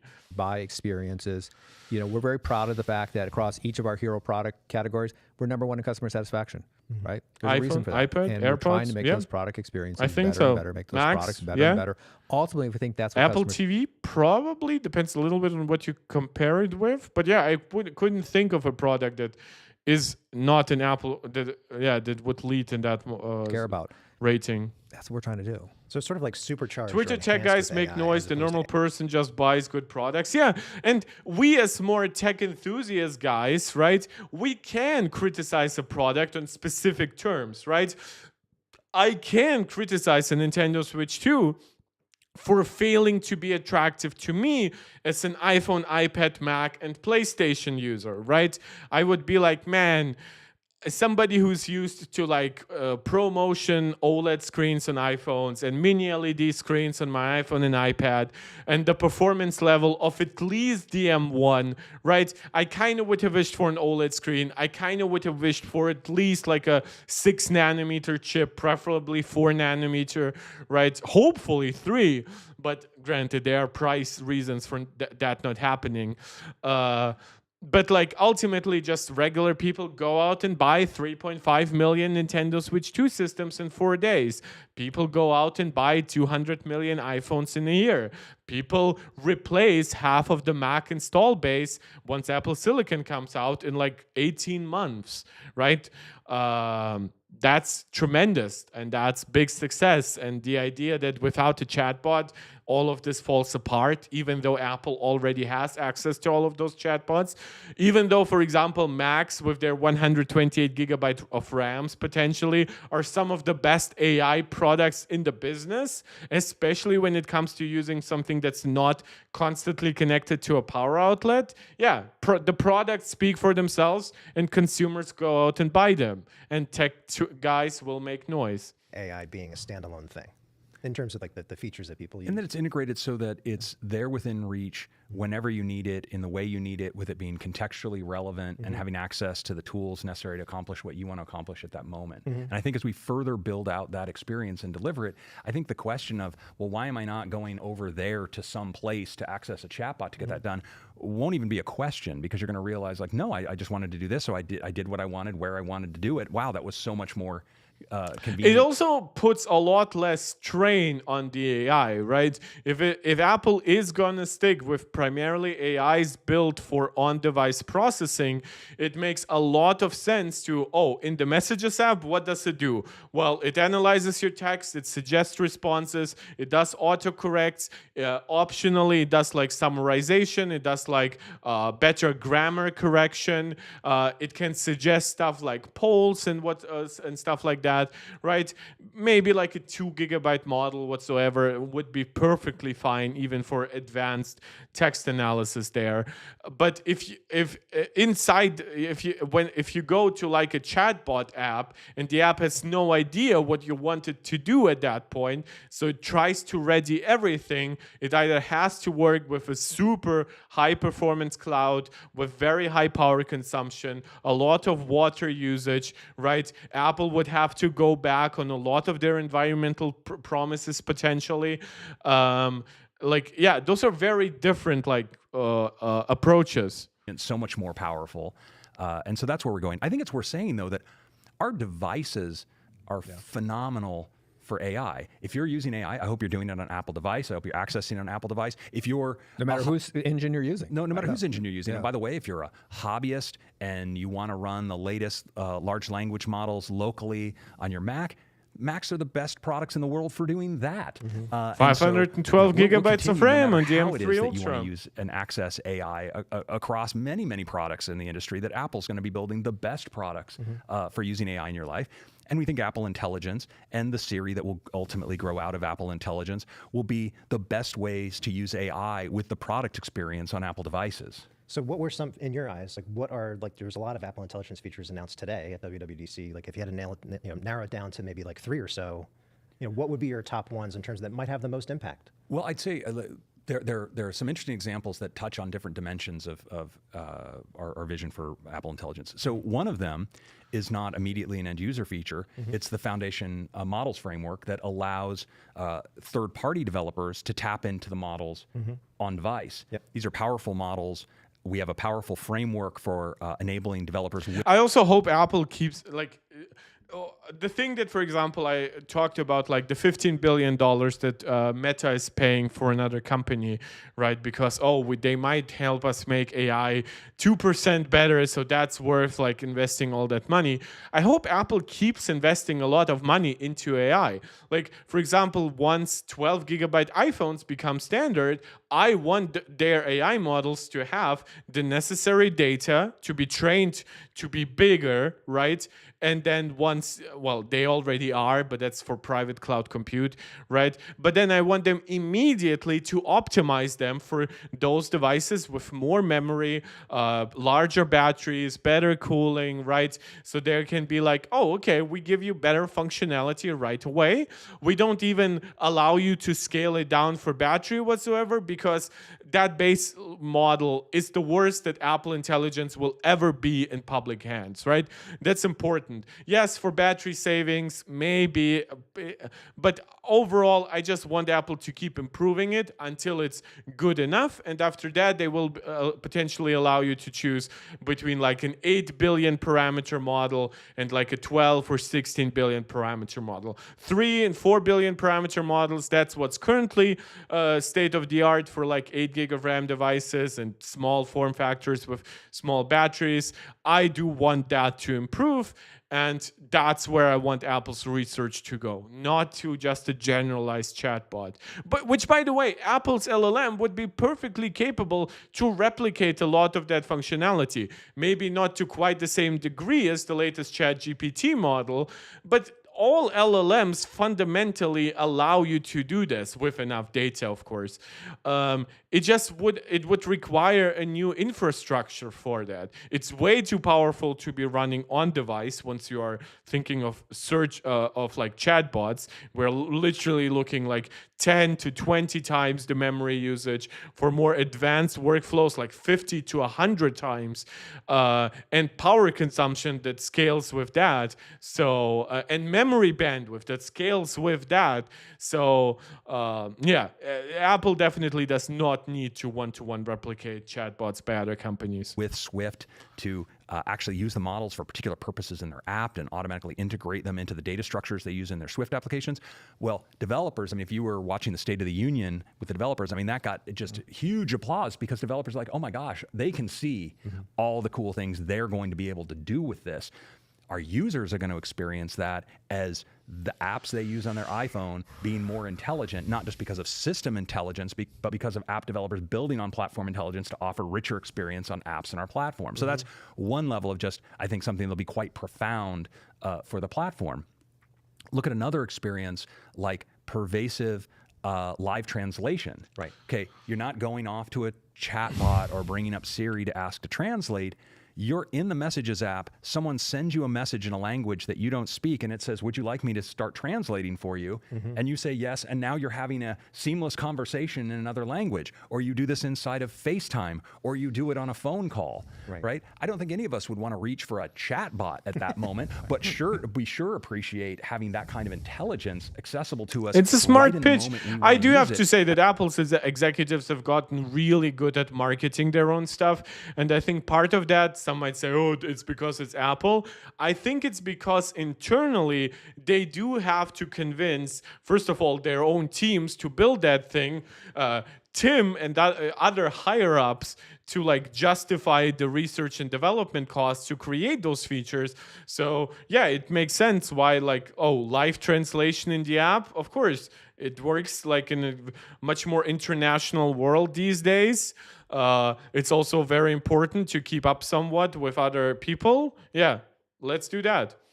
And I think we also appreciate that it's happening on device in a way that we're not sending our messages or our FaceTime audio off to someone's server, but instead all of the end-to-end encryption and so forth that go into our communications are preserved by doing all of this on device. So that's just a powerful one that happens integrated into the experience.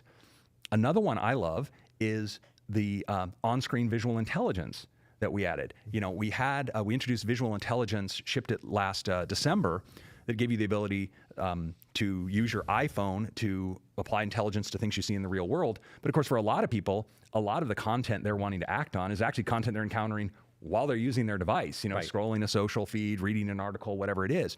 Having a simple gesture to be able to then invoke intelligence and take actions like creating a calendar event or doing a lookup, or if you want to, talking to ChatGPT, but now with the context of that image, it's tremendously powerful.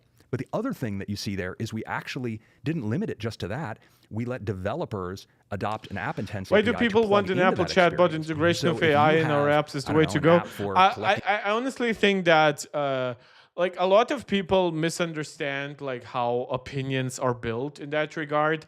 And fact is that seeing something pop up a lot in media and news, even if it doesn't have a clear bias, right? Even if the news doesn't tell you, oh, Apple needs to build a chatbot, right? But you hear about ChatGPT, you hear about Microsoft Copilot, you hear about some of those features actually going wrong, right? Like Microsoft Recall, for example. And you wonder, because a lot of people have very high appreciation for Apple, that's also like cannot be forgotten. Like Apple has some of the highest trust and appreciation ratings out of any company, especially especially out of any big tech company, and especially out of their own users, right? So this is, for example, why the switch rate from Android to iPhone is always so much higher than the other way around. And people are thinking, not even like in a bad way, but they're thinking, oh, I trust Apple with my messages, with iMessage, right? I trust Apple with most of my web stuff, right? I might use Safari, and in Safari I might use Google search, right? But I still associate it with using Safari, right? And I think people still need to be taught you will get the same experience with Siri. Siri will get smarter. Siri will keep integrating with the rest of your OS. But for your search engine-like features, for your like where you basically need a separate big tech entity to do this, Siri itself will allow you to talk to ChatGPT, Google Gemini, and whatever later on. Wine, and you want to look up in your wine collector app that wine bottle, add it to your, I don't know, I'm out of my depth now. Wait, your wish list. You're a Californian and are not an expert on wines? That's an insult. Your, Bordeaux, whatever, look it up. Yeah, that now that's right integrated in that experience. And in fact, we didn't talk about this in detail in the presentation, but we even notice what third-party apps you use for what kind of visual content. So the next time you shoot a wine bottle, we're going to push you toward, we're going to suggest the action of doing whatever it is you do in that app instead of saying, oh, you want to search in, do a they showed that actually, right? It showed you some clothes, right? It like you looked up some clothes on the internet, and then it recommended like a clothes app and like Etsy or Pinterest for just images in general. So yeah, and I think that third-party developers will honestly love that, because there is a strong fear out of many companies right now that their functionality will be consumed by a chatbot, and they now know that on Apple's own operating system they will still be much more like first-class citizens rather than they are inside Google search, inside all of those other chatbots in Google, right? So now we're connecting intelligence, visual intelligence, with the tools that developers are providing in a way that's just Solomon, congratulations to becoming the number one chatter today. Exactly. Yeah, Etsy actually came in Etsy, early, got exposed to the technology, was Etsy super and excited, Pinterest. was able to It integrate was correct. super fast. And so yeah, that's one example. I expect there to be many, many more. I mean, well, I shouldn't speculate, but you can imagine whether it's a product you want to buy, something you want to add to a shopping list, any of those kinds of things. Different Ben, kinds when of you saying, can you summarize what you've lost out on because you were gone?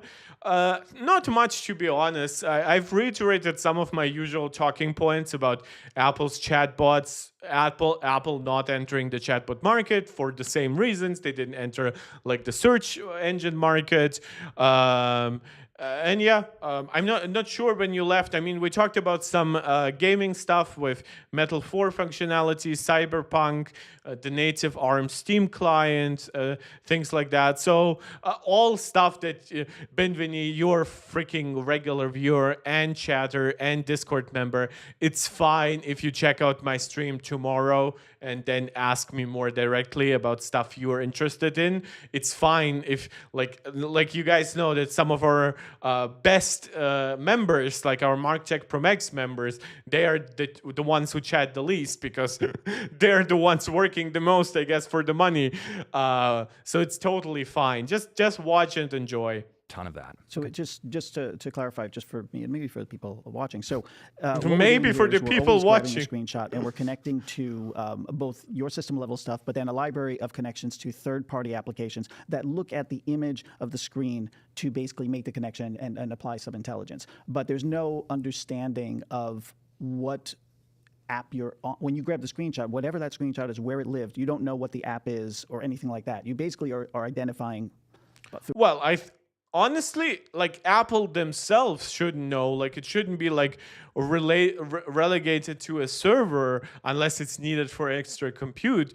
But overall, I don't see a problem with the Apple Intelligence model itself knowing which app you took it from, because that could provide reasonable context into knowing what data is on the screen. Through image, basically, what's on the screen. Am I correct in that? Is Like that the an object accurate? itself that you're In this highlighting? case, that's correct. The on-device intelligence is being used by the system to draw the correspondence between what it sees on the screen and what app tool you might want to use to act on that content.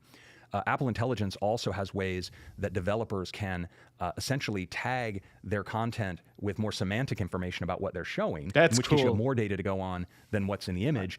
And we also have, of course, the capability. That honestly would make a feature like Microsoft Recall a lot better if it had developers not just like being taken advantage of by like their app stuff being like screenshotted, but actually because like, oh, they can actually like inform what's in those screenshots, and later they can actually benefit. Like if you yourself talk to like your assistant, or if you like look up some of the older info, and now that app maker can have a better connection back to you. I think that's dope, and I think that's honestly the future for Apple, for Apple's intelligence story. To know what text. Now, these models are getting, many of these models are very good at just reading the text given an image, but we also have the ability to get the text independent of the image, which can increase accuracy. So we have a number of layers in which the system can help out for these kinds of features. Okay, One quick that's all follow-up. cool. The models, you said it's all local models. That No, third-party not all. apps could Some of tap it into will be your private models, cloud right, on compute. device. They can, but in this case, if it's Also, visual intelligence is like relying on Google and even ChatGPT. Pinterest or Etsy or something like that. In many cases, they're doing image search of their own server model. And so when you select them as a tool, now you're sending their image to them. They're going to do their own processing on it. So it totally depends on the nature of the app and what sort of backend they have. Yeah, no, I understand that. I guess what I'm asking about is you had mentioned among the things that you like is that you're giving all of these developers access to these models to do cool things Yes. within the system, but they're all only the local models. Like they would never be able to access through the private compute cloud larger models to do other stuff. I see your question, yeah. So today, you're correct. What we're giving to app developers is access to the local models. Now, what we're giving Have you to seen end this? Apple users has through released a shortcuts new revised is iOS both the ability 26 to build beta? shortcuts that take content and Really? access. Really? Are you kidding me? I'm just gonna briefly check it on my iPad. No, it doesn't show anything on my iPad. Are you sure? Is that like breaking news?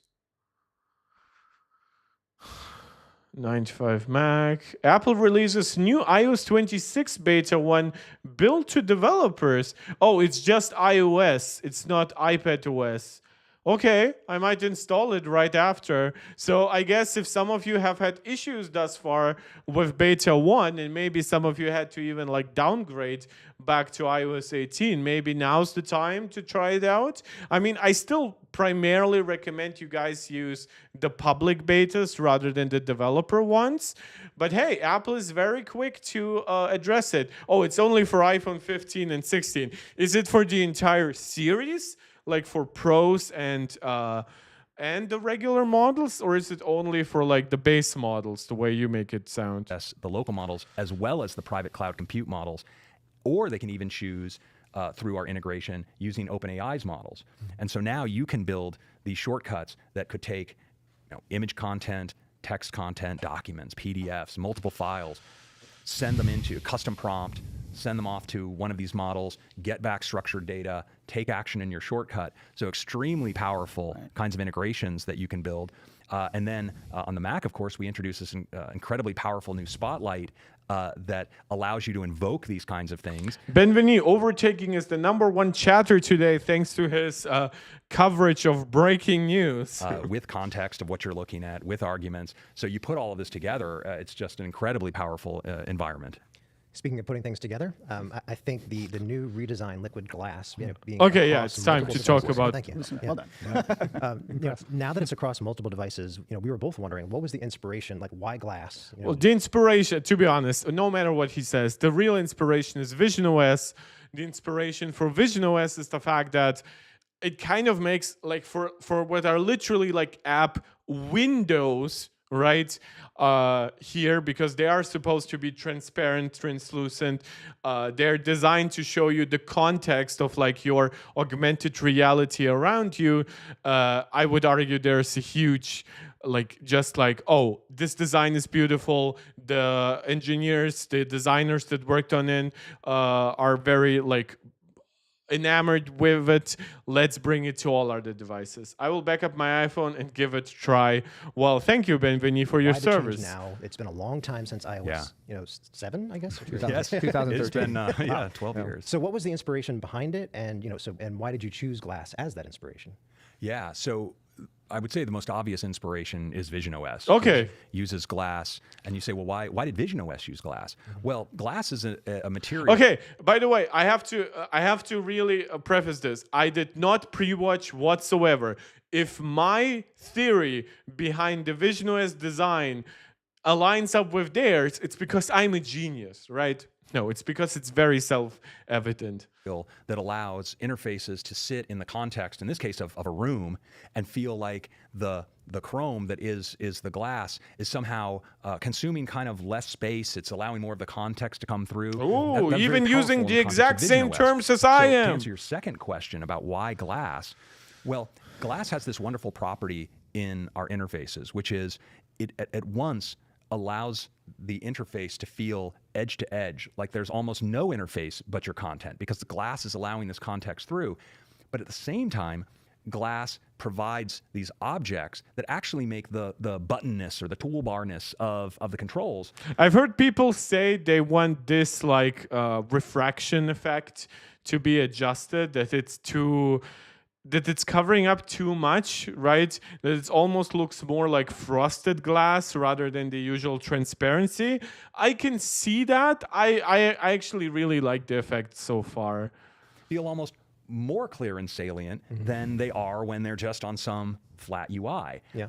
So glass is kind of magic in that way. And then, we did all of this work with physical glass and simulating as closely as we could the actual optical properties of glass. But then we found that because of the incredible diversity of content that you have on your device, you're scrolling through a feed and it's all white, and then suddenly there's a dark sky. We need image a that different comes and scrolls under glass.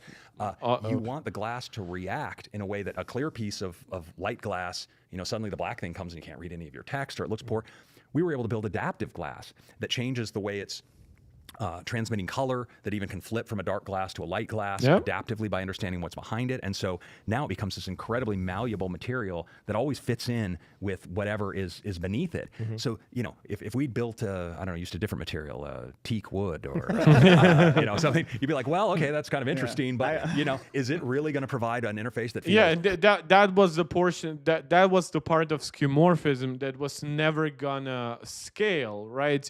Like, yes, you can build skeuomorph specific designs. You can make the microphone app with a literal, like you can make the voice memos app work with like a literal microphone. You can make Game Center look like a pseudo casino design, right? With the green felt and stuff like that.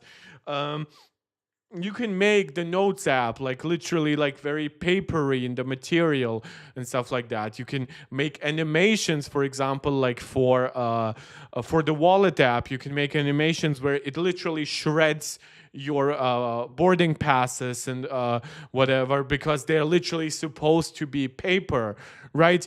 But that's an interface that has to be created specifically for each and every app.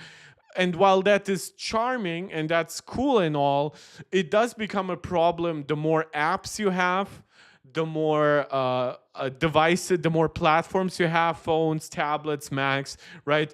The more different display sizes, resolutions, pixel densities you have, different aspect ratios, right? So this is why the flat design of iOS 7 was created, so it could scale at that point to iPad and then later to Mac as well, and then later also to like bigger interfaces like TV.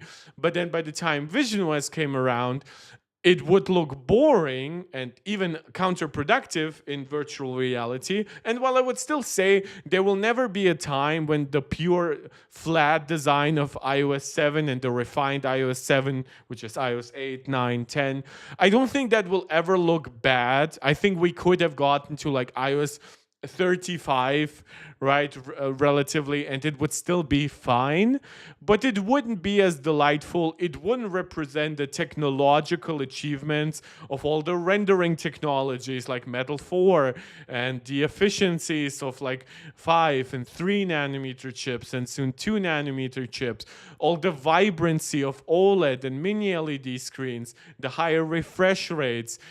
This is where the glass effects come in. It could have been something different, but because it is already on Vision OS and because Apple is supposedly targeting a launch of their own glasses by like late next year or sometime 2027, it does make ultimately sense for Apple to do this glass everywhere design. Open, adaptive.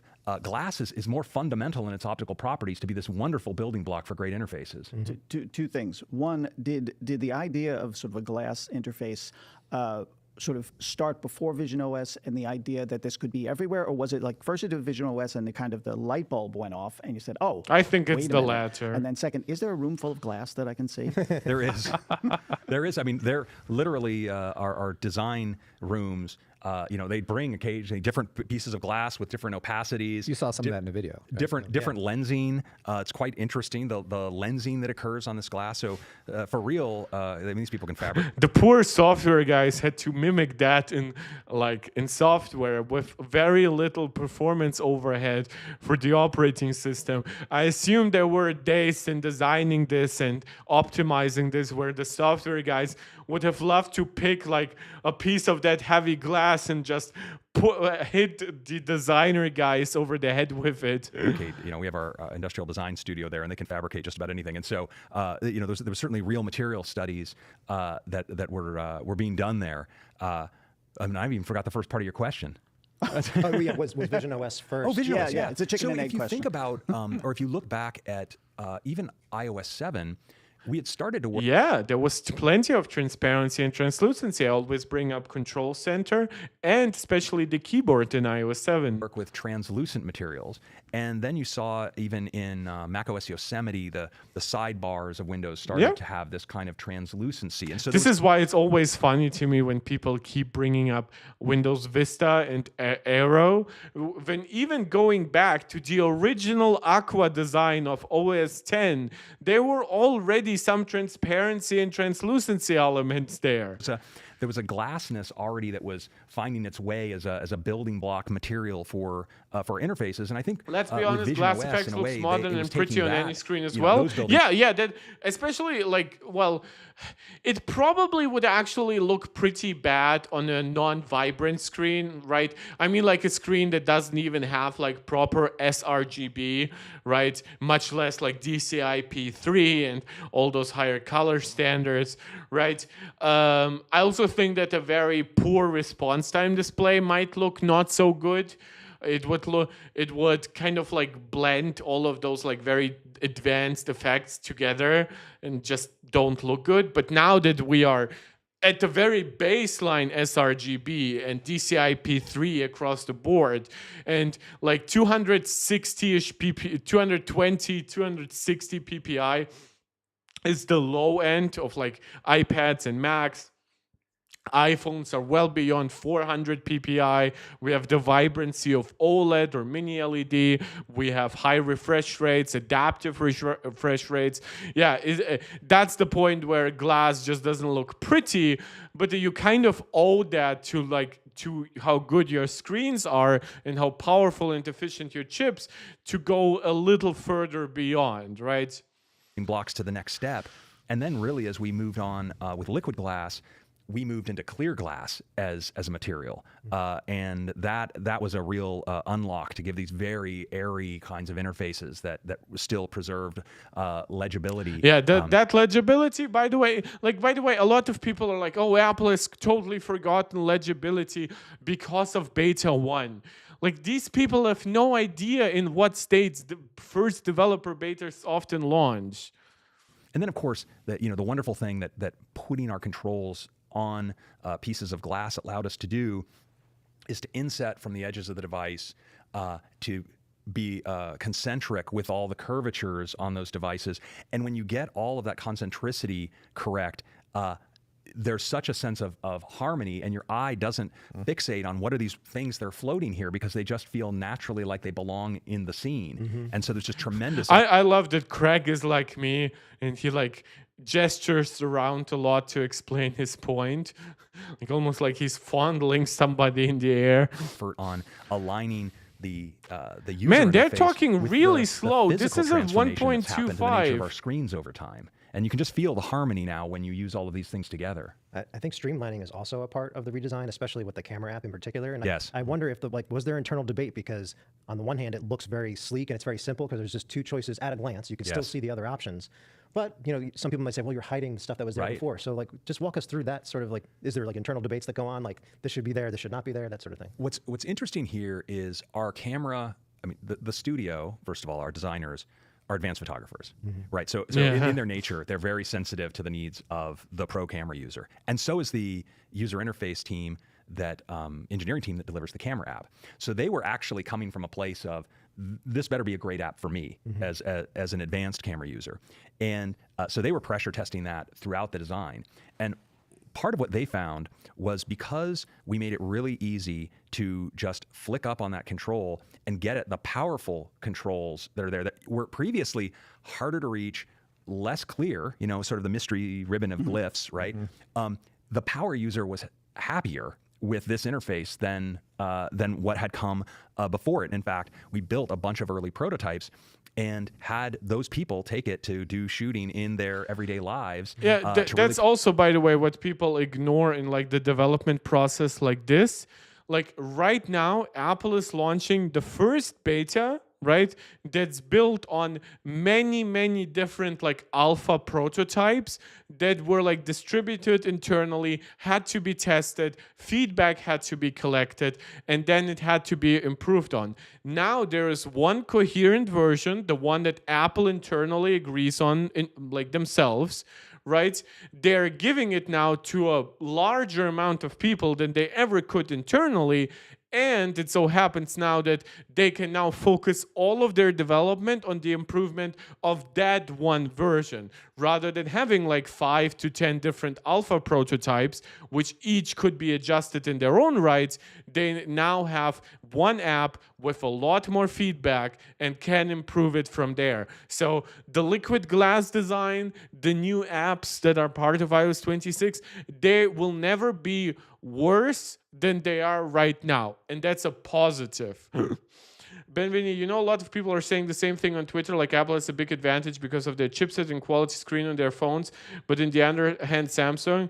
Yeah, the problem with Samsung is like, first of all, Samsung does not have their own chips even at this point, right? Like, for example, with Google Pixel, you do have the underwhelming Tensor chips, right? But at least they are Google's chips. At least Google can start optimizing for it relatively early on. Samsung still in One UI 7, this is 4 to 5 major releases after they promised to fix all animation stutters and whatsoever, still has a horrible boot up or unlock animation, still have incredible inconsistency of the animation when they sometimes swipe right on the lock screen, whatever, right? In the way you can like start a notification that you see on the lock screen, right? It just like it animates part of it and then it just jumps into the app, right? Completely looking like a stutter, basically, like you have missing frames. And it's not bad because this is criticism on an extremely high level. This is criticism where you have to share a market with Apple. But I would argue even companies like Huawei have done a decent job at it, and Google itself is okay with the Pixel, right?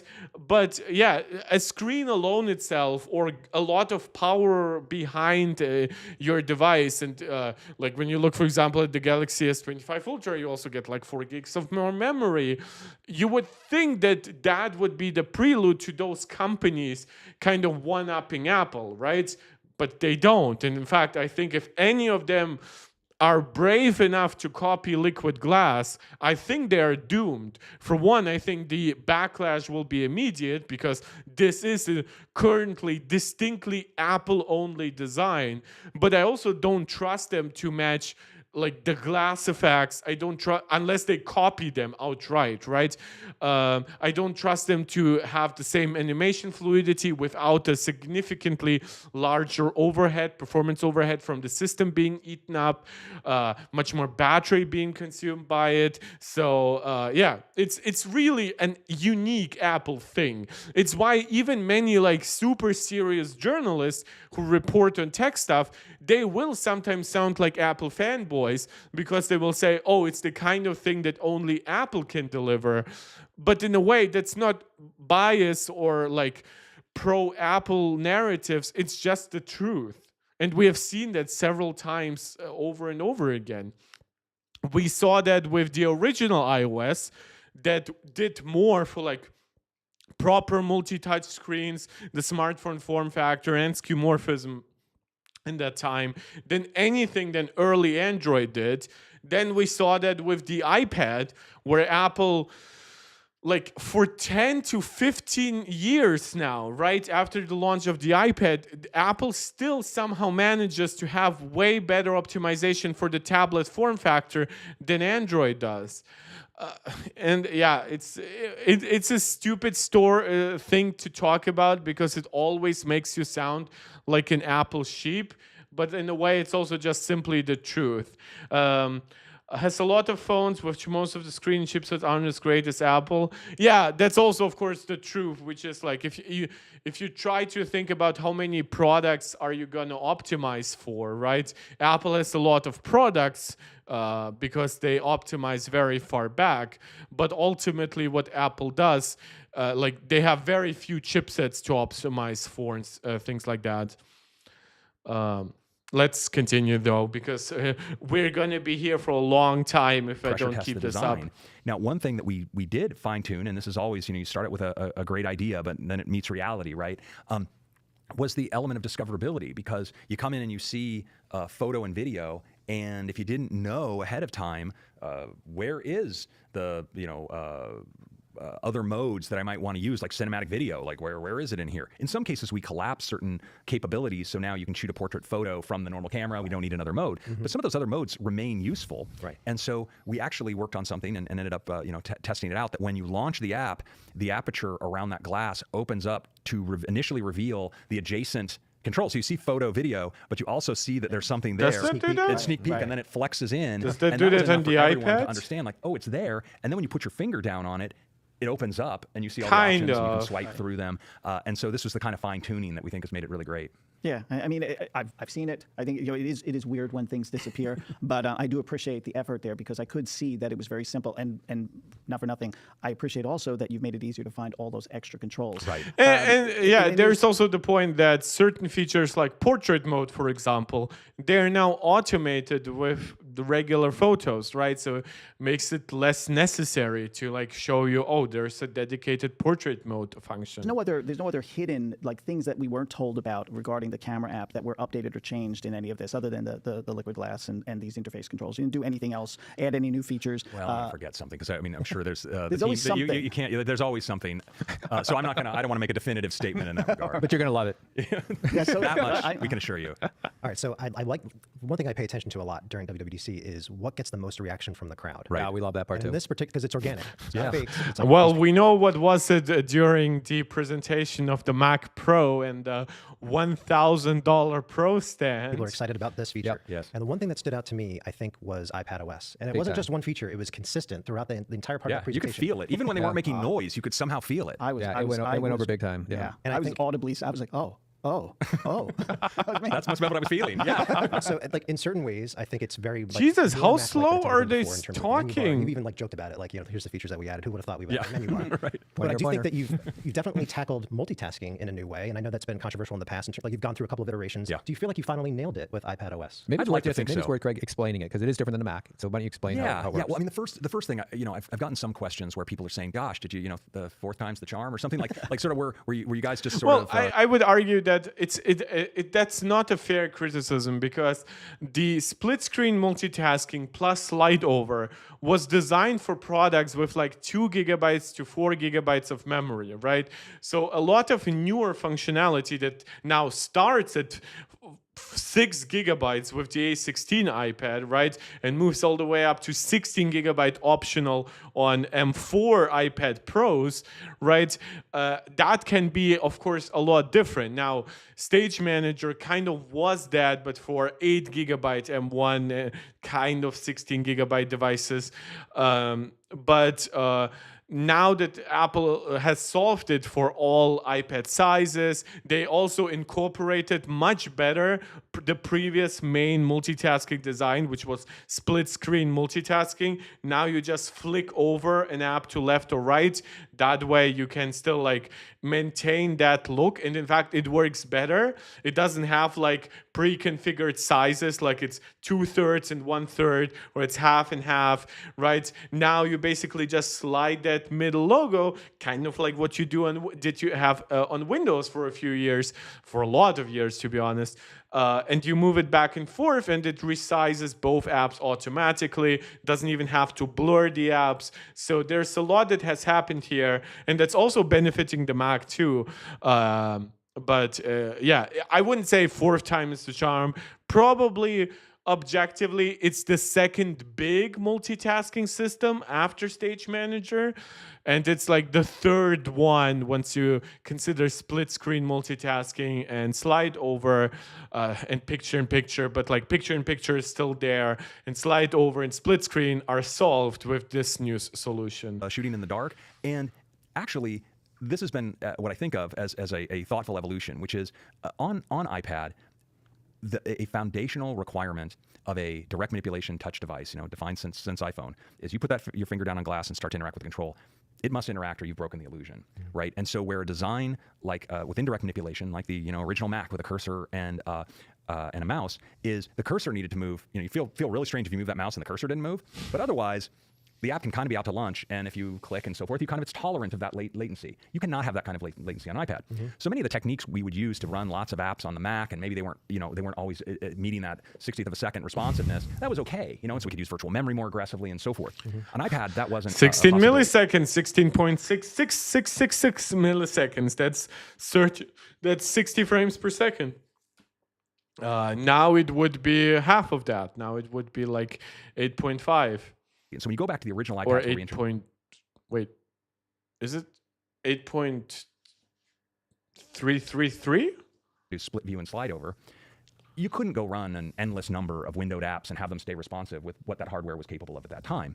And at the same time, these were 9.7-inch displays, so you probably didn't want to open a dozen windows on those either. Right. So RAM amount, processing speed, display size, even before Retina, the resolution, all makes perfect sense. Battery life constraints, even if you tried to fit that many apps into like 2 gigs of RAM, you probably would have regretted it just from the battery life impact. As people used them as the nature of those apps at that time, I think split view and slide over was actually pretty big enabler, pretty useful place to start for those devices over time.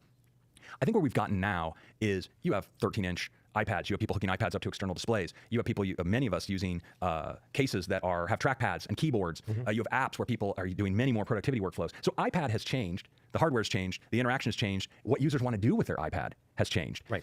And so we've been able to now bring more and more capability to iPad. And so that's what enabled us to do this. Now, we also philosophically said, while iPad itself comes from a different center than the Mac. The Mac is first and foremost optimized to be a trackpad or mouse device, precise pointer, fine controls. How slow are these? You want to optimize the Mac to be the best possible for that kind of interaction. The iPad is the ultimate touch device. You can hold it in your hand. You can use multiple fingers. It's just incredibly responsive and powerful as a direct manipulation device. That's its center. But at the same time, these two products can flex toward each other to a degree, or your workflows tend to move towards some of those directions. And so as we adapted iPad to handle more and more things, we said, well, if we're going to reach for some kind of idiom to express something here, if it is compatible with the nature of iPad, why not use the Mac one? Why not, if we're going to have controls to close a window, maximize a window, and minimize a window, you don't have to reinvent the wheel. We don't have to reinvent the wheel. I think we have, those can be on the left-hand side of the window. They can be 3 dots. They can be colored. That's I've always disliked the 3 dots in the center. particularly because they also move. Like if you like have multiple apps like left and right, now they're not literally in the center of the screen, they're now in the center of the app. Yeah, that's something that I'm really glad is changing. That's the one element that I've always thought, oh, you could have just done what you've done on Mac before here. I still am primarily like a single app user on iPads, or like a split screen user on iPads.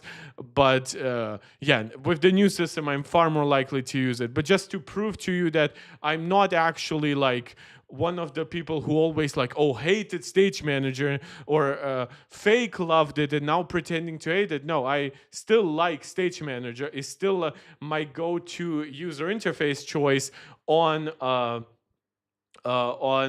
Mac. And on the menu bar, years ago, we said, well, gosh, do we want to bring a menu bar? Maybe we'll say if you hold down the Command key that a HUD will come up with these options. And honestly, we realized the best solution was available to us all along. Right. It was a menu bar. There was nothing about that was in conflict with being an iPad. Right. This was just the right answer. So the person who came up with that feature doesn't get a raise? Well, since they then came up with the menu bar, it all. But these things became kind of once we freed ourselves to say, iPad's iPad, but where it is where the Mac idiom is the right answer for iPad.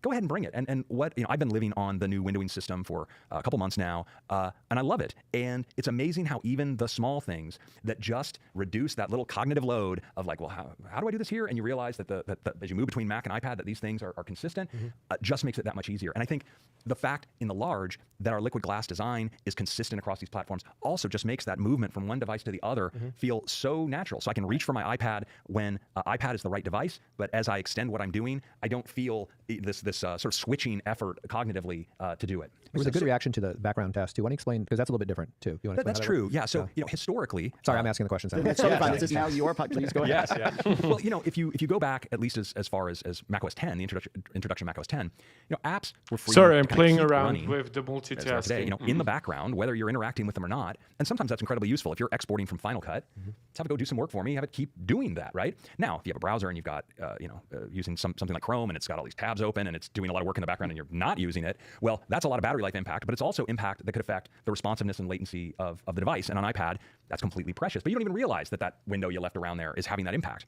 It's a non-starter for iPad. At the same time, users want the power of using Final Cut on iPad and exporting a project and being able to go off and do something else while they're doing that. So we, in bringing background processing to iPad this year, we make it an explicit thing for the developer to declare, I got some background work to do. They describe what's happening. The API requires they tell you what they're doing in the background, requires them to provide status. You can understand what's happening, provide the user the ability to cancel it, and we express it in the interface like a live activity. So it shows up in your status bar. You know it's happening. And so if you're not just going to have every app on the iPad have a bug that causes it to run a lot in the background and suddenly your battery life and your responsiveness they had to learn that too, because and the system is able they are literally buggy apps who have that kind of issues. Now I don't think that will solve bugs, but it will definitely help. The side knows background is background, foreground is foreground. If foreground demands responsiveness, background tasks can be paused automatically by the system, slowed down as necessary, etc., to always focus on the user experience first, but yet give customers the power of doing these background things. So, iPad, Mac, they have different demands, they come from different places, but we're able to bring a lot of those powerful capabilities to iPad in a way that makes sense for iPad. So obviously, and over time, I assume they will also rethink some of that too, as iPads become even more powerful, the chips in them become even more efficient. And now I'm also glad that they're not restricting A-series based iPads, like the base iPad with the A16 or the iPad mini with the A17, right? From certain features. I just think that the iPad will grow into itself more and more. Increase or leap for the iPad. What do you tell people who are trying to make the decision now? I think the decision between getting a MacBook Air and an iPad Pro, the largest one, might be with a keyboard, might be more difficult. But it feels like there's still, for you guys, there's still a distinct difference. Yeah. So what do you say to someone? Well, if your needs are X, this. If your needs are X, that. That's a good question. I would like to hear Apple's own pitch. My assumption is that specifically the needs are still multitasking is still different and somewhat better on the Mac. It's a wider screen display. It's always connected to a keyboard and trackpad. It's designed for a small cursor. It's designed to connect to external input methods. Even though that's an option for iPad, it is just the fundamental experience on Mac. And then the other question is, of course, about the optimized applications, and there's also a degree of freedom that can be advertised with the Mac as well. Sure, in the European Union there's like technically side loading on the iPad, but also not really. Alternative app stores are not really full-on side loading. It's definitely not in like America or other countries. So there are still arguments for the Mac. They become a lot more optional the closer the operating systems are, but overall I still think there are distinct reasons to buy Macs and iPads. Recommend buying both. Yeah, buy both. Yeah. Not even being facetious. I mean, the reality is it has always been a little bit of a false trade-off to say it's one or the And other. I mean, you can mix and match the way you like it, right? If you have very basic computing needs, buy an iPad, right, by itself. If you really know you won't need a Mac, if you have like very basic but more PC needs, right, and you always want to be connected to your keyboard and trackpad, buy a Mac. If you have the money, buy a Mac and maybe buy an iPad that's not like your premium iPad Pro thing that's more expensive than a MacBook Air, but buy yourself a base level iPad, buy yourself a used iPad, buy yourself an iPad that might not have the latest and greatest things, right?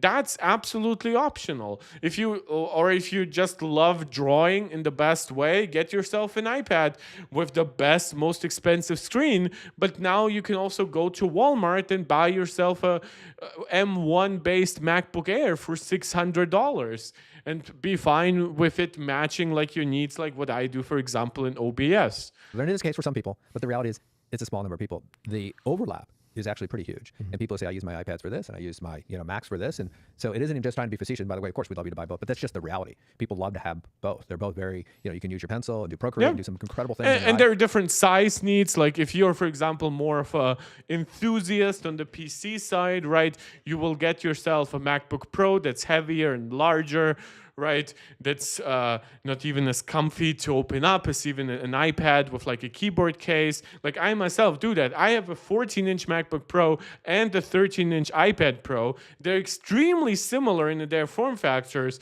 but when it comes to putting something on my bed to fall asleep to like a YouTube video, I would never really use my Mac for that unless my iPad was occupied. I will always do that with my iPad. And of course there's drawing, with the Apple Pencil and so ever. So yeah, plenty of reasons to have both, and then turn around and use or your, to and choose export the it to Mac and iPad. do some other stuff on your Mac. They're both incredible tools, and they are very different from each other. Yeah, and I think the old analogy now goes back many years of cars and trucks.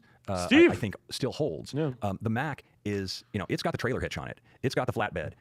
You want to do some utility, you've got it. It's a tremendously capable device. Now, the fact that the Mac, I mean, now even has a, so many years later, right? I got myself my M1 Max MacBook Pro with 32 gigabytes of memory, right? It still has more GPU power than any iPad. It has active cooling, so even for CPU multitasking, it's probably still better than even the M4.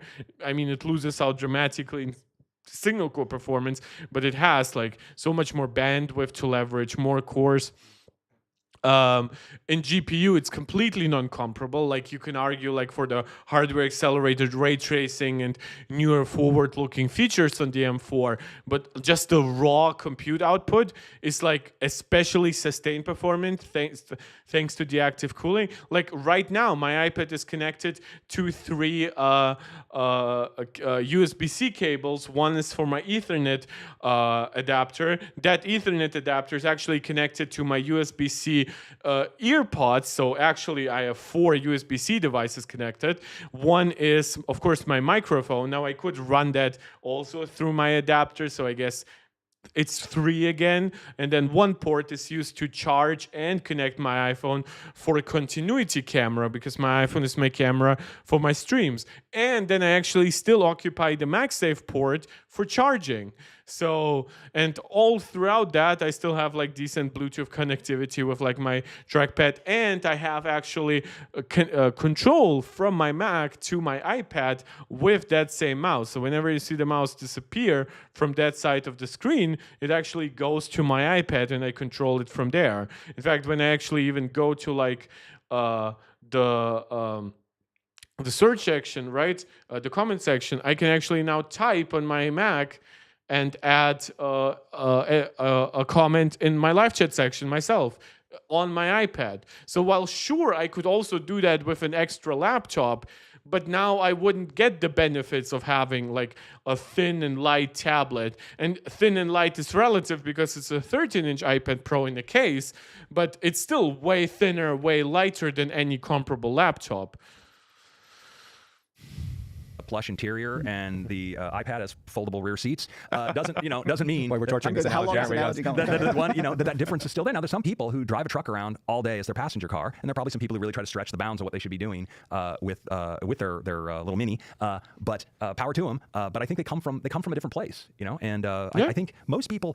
I feel like we in the industry talk a lot about this, and customers don't seem to talk about it. They actually seem to know which one they want, and this has not been a struggle. For The only thing that I've heard from customers is that they actively want both. Like one of my good friends has like an A12 based iPad Pro, right, or A12X. I think it's the 6 gigs of RAM device, and she has an M3 15-inch MacBook Air. And she recently told me, "Oh, I'm thinking of upgrading my iPad." Right? It's just like that, like whether it's for tandem OLED or whatever. But just like she likes still the form factor, and she uses it for different things than her Mac because of the form factor. And it's not something that would be solved by those hybrid devices where you fold the screen behind the keyboard, like on a laptop, especially on a Pro laptop at that point, or a 15-inch laptop. Them because they understand, the Mac, it does these things I want. That's the one for me. iPad, here's what I want about it. It's easy for most of us. Is it safe to say that the iPad remains touch first? It just got more versatile. Is that yes, 100%. And we say, iPad is our most versatile device. In all the ways you can interact with iPad, it is tremendous. Magical sheet of glass. Become anything you want. Oh my God, I love the callbacks to Steve and to like old marketing. Jaws seems to be really on that train, but even I think Craig is like almost like copying him a little bit. Like he brought up the car and truck metaphor. He's bringing up the magical sheet of glass that like it becomes whatever you want. Those people really know the company they're working for.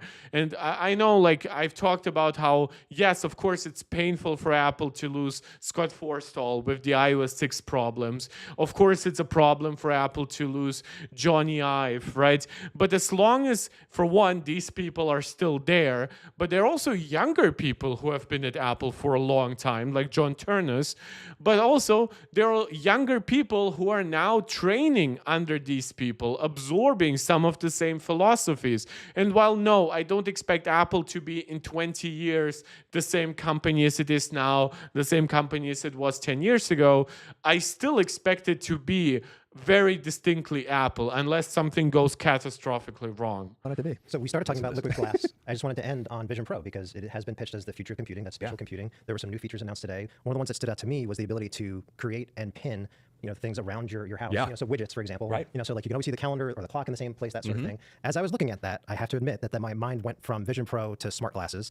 And I know you can't talk about future hardware, but when you see Craig's eyes is like, oh my God, another question about the future, just like Joanna Stern asked. Vision Pro and like how you make it more accessible to the masses, depending on how you go about doing that. What's next for the platform? Well, I think this is, I'm almost sure that Joss will take over. And how do you get more people to enjoy it and experience it? Well, I want to talk about what's here for the platform now, because I think which was a pretty big release, and it also got a nice reaction. Oh my gosh! I would say the fantastic reaction, and it is a huge release. By the way, in addition to the incredible features of anchoring widgets in your real space and indenting them into walls, or hanging them as photos, or putting them on shelves. You can also do that with windows themselves. So you set up a workspace that's got my Safari window, my Files window, all of these things in this space. You can even reboot the device, go back and sit down in front of that desk, and your desktop environment is as you left it spatially. It's an incredibly powerful model. But the other thing, which some of us have been able to... I think that replicating that functionality in glasses will be pretty complicated, though. Use it in the internal pre-releases. The new personas are unbelievable. Just tell me, is that coming with the first betas? Because I was blown away. Yes, it's a huge difference. That is a The massive fidelity of it difference. Oh yeah, no, and it's for real. Like that was not, hey, it looked kind of cool on the video. Maybe Apple sort of, picked the very best version. They are incredible, and to think about to do that kind of realistic capture the advancement in just a year on a piece of hardware that's this isn't like a giant graphics server off in the back room imaging this. This is something happening in real time. Yeah, that was what Zuckerberg tried to pull, right? He presented at I have to say that was a very, very professional, like, journalistic tactic by Craig to pivot to something else. Like, that was like diabolical, like, because now definitely he said, I want to talk about the platform right now, but then he himself dominated the subject. Like, they could have been the ones to ask questions about Vision OS 3, but yeah, also Craig is the software guy. Apple has a policy of not talking about future hardware. There was never a moment where they could have mentioned glasses. I think that if Tim is asked such questions, there is more opportunity, because Tim obviously has, while he's also the one most captured inside Apple, he is the one most free. He could, just like he used to talk about augmented reality for years before Vision Pro became a thing, because Apple kept building in augmented reality into iOS and applications and even games, right? He kind of alluded to a hardware product based on that. I think if they asked Tim, I think Tim would have said something like, we are always considering like all kinds of form factors. Right now, Vision Pro to us is a good mix of hardware, it's a good mix of performance, display quality, details for like how much augmented reality data we are taking in, like from the cameras, the LiDAR sensors and all that stuff, right? But we are also always looking to make our products thinner, lighter, cheaper, more accessible to larger audiences, right? So, but we'll only talk about it when we are ready, right? That would be a pretty standard.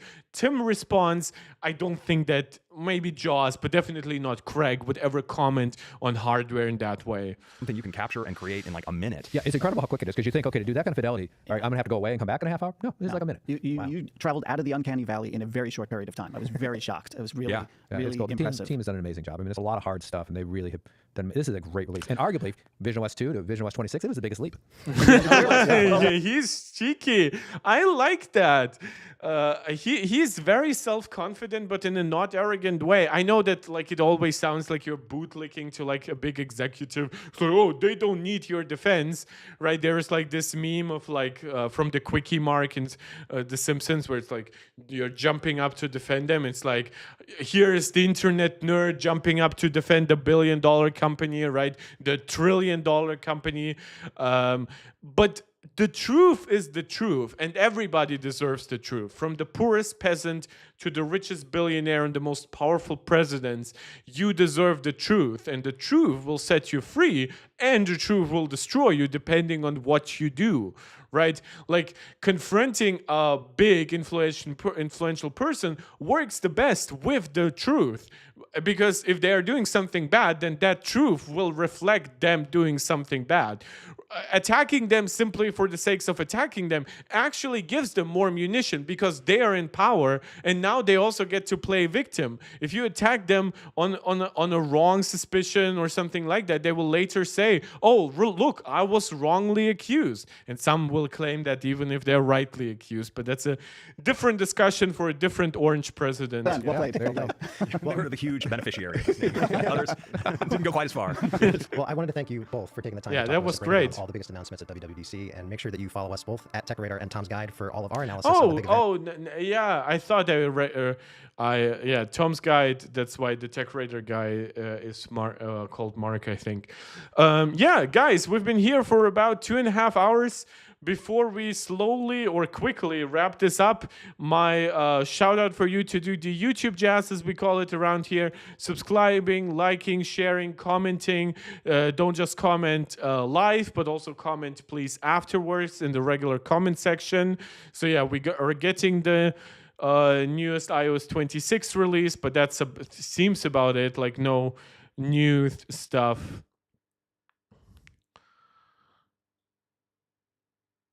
Apple says iOS 26 can reserve space for automatic software updates. Okay. tvOS introduces automatic sign-in features. Okay, nothing crazy. That's good because I do want to grab a bite and relax. It's now 8:30. Thank you guys for joining. This was super lively again. We got like 3 new Discord members out of this, which is crazy. I really am grateful for this week. Again, I apologize for not streaming yesterday because of my allergies. I will try to stream either tomorrow or on Sunday. So I'll let you know here. I'll let you know in Discord. As always, let me know what else you would like to see me cover. And I'll see you then. Thank you again so much. This is Mark Tech, tuning out.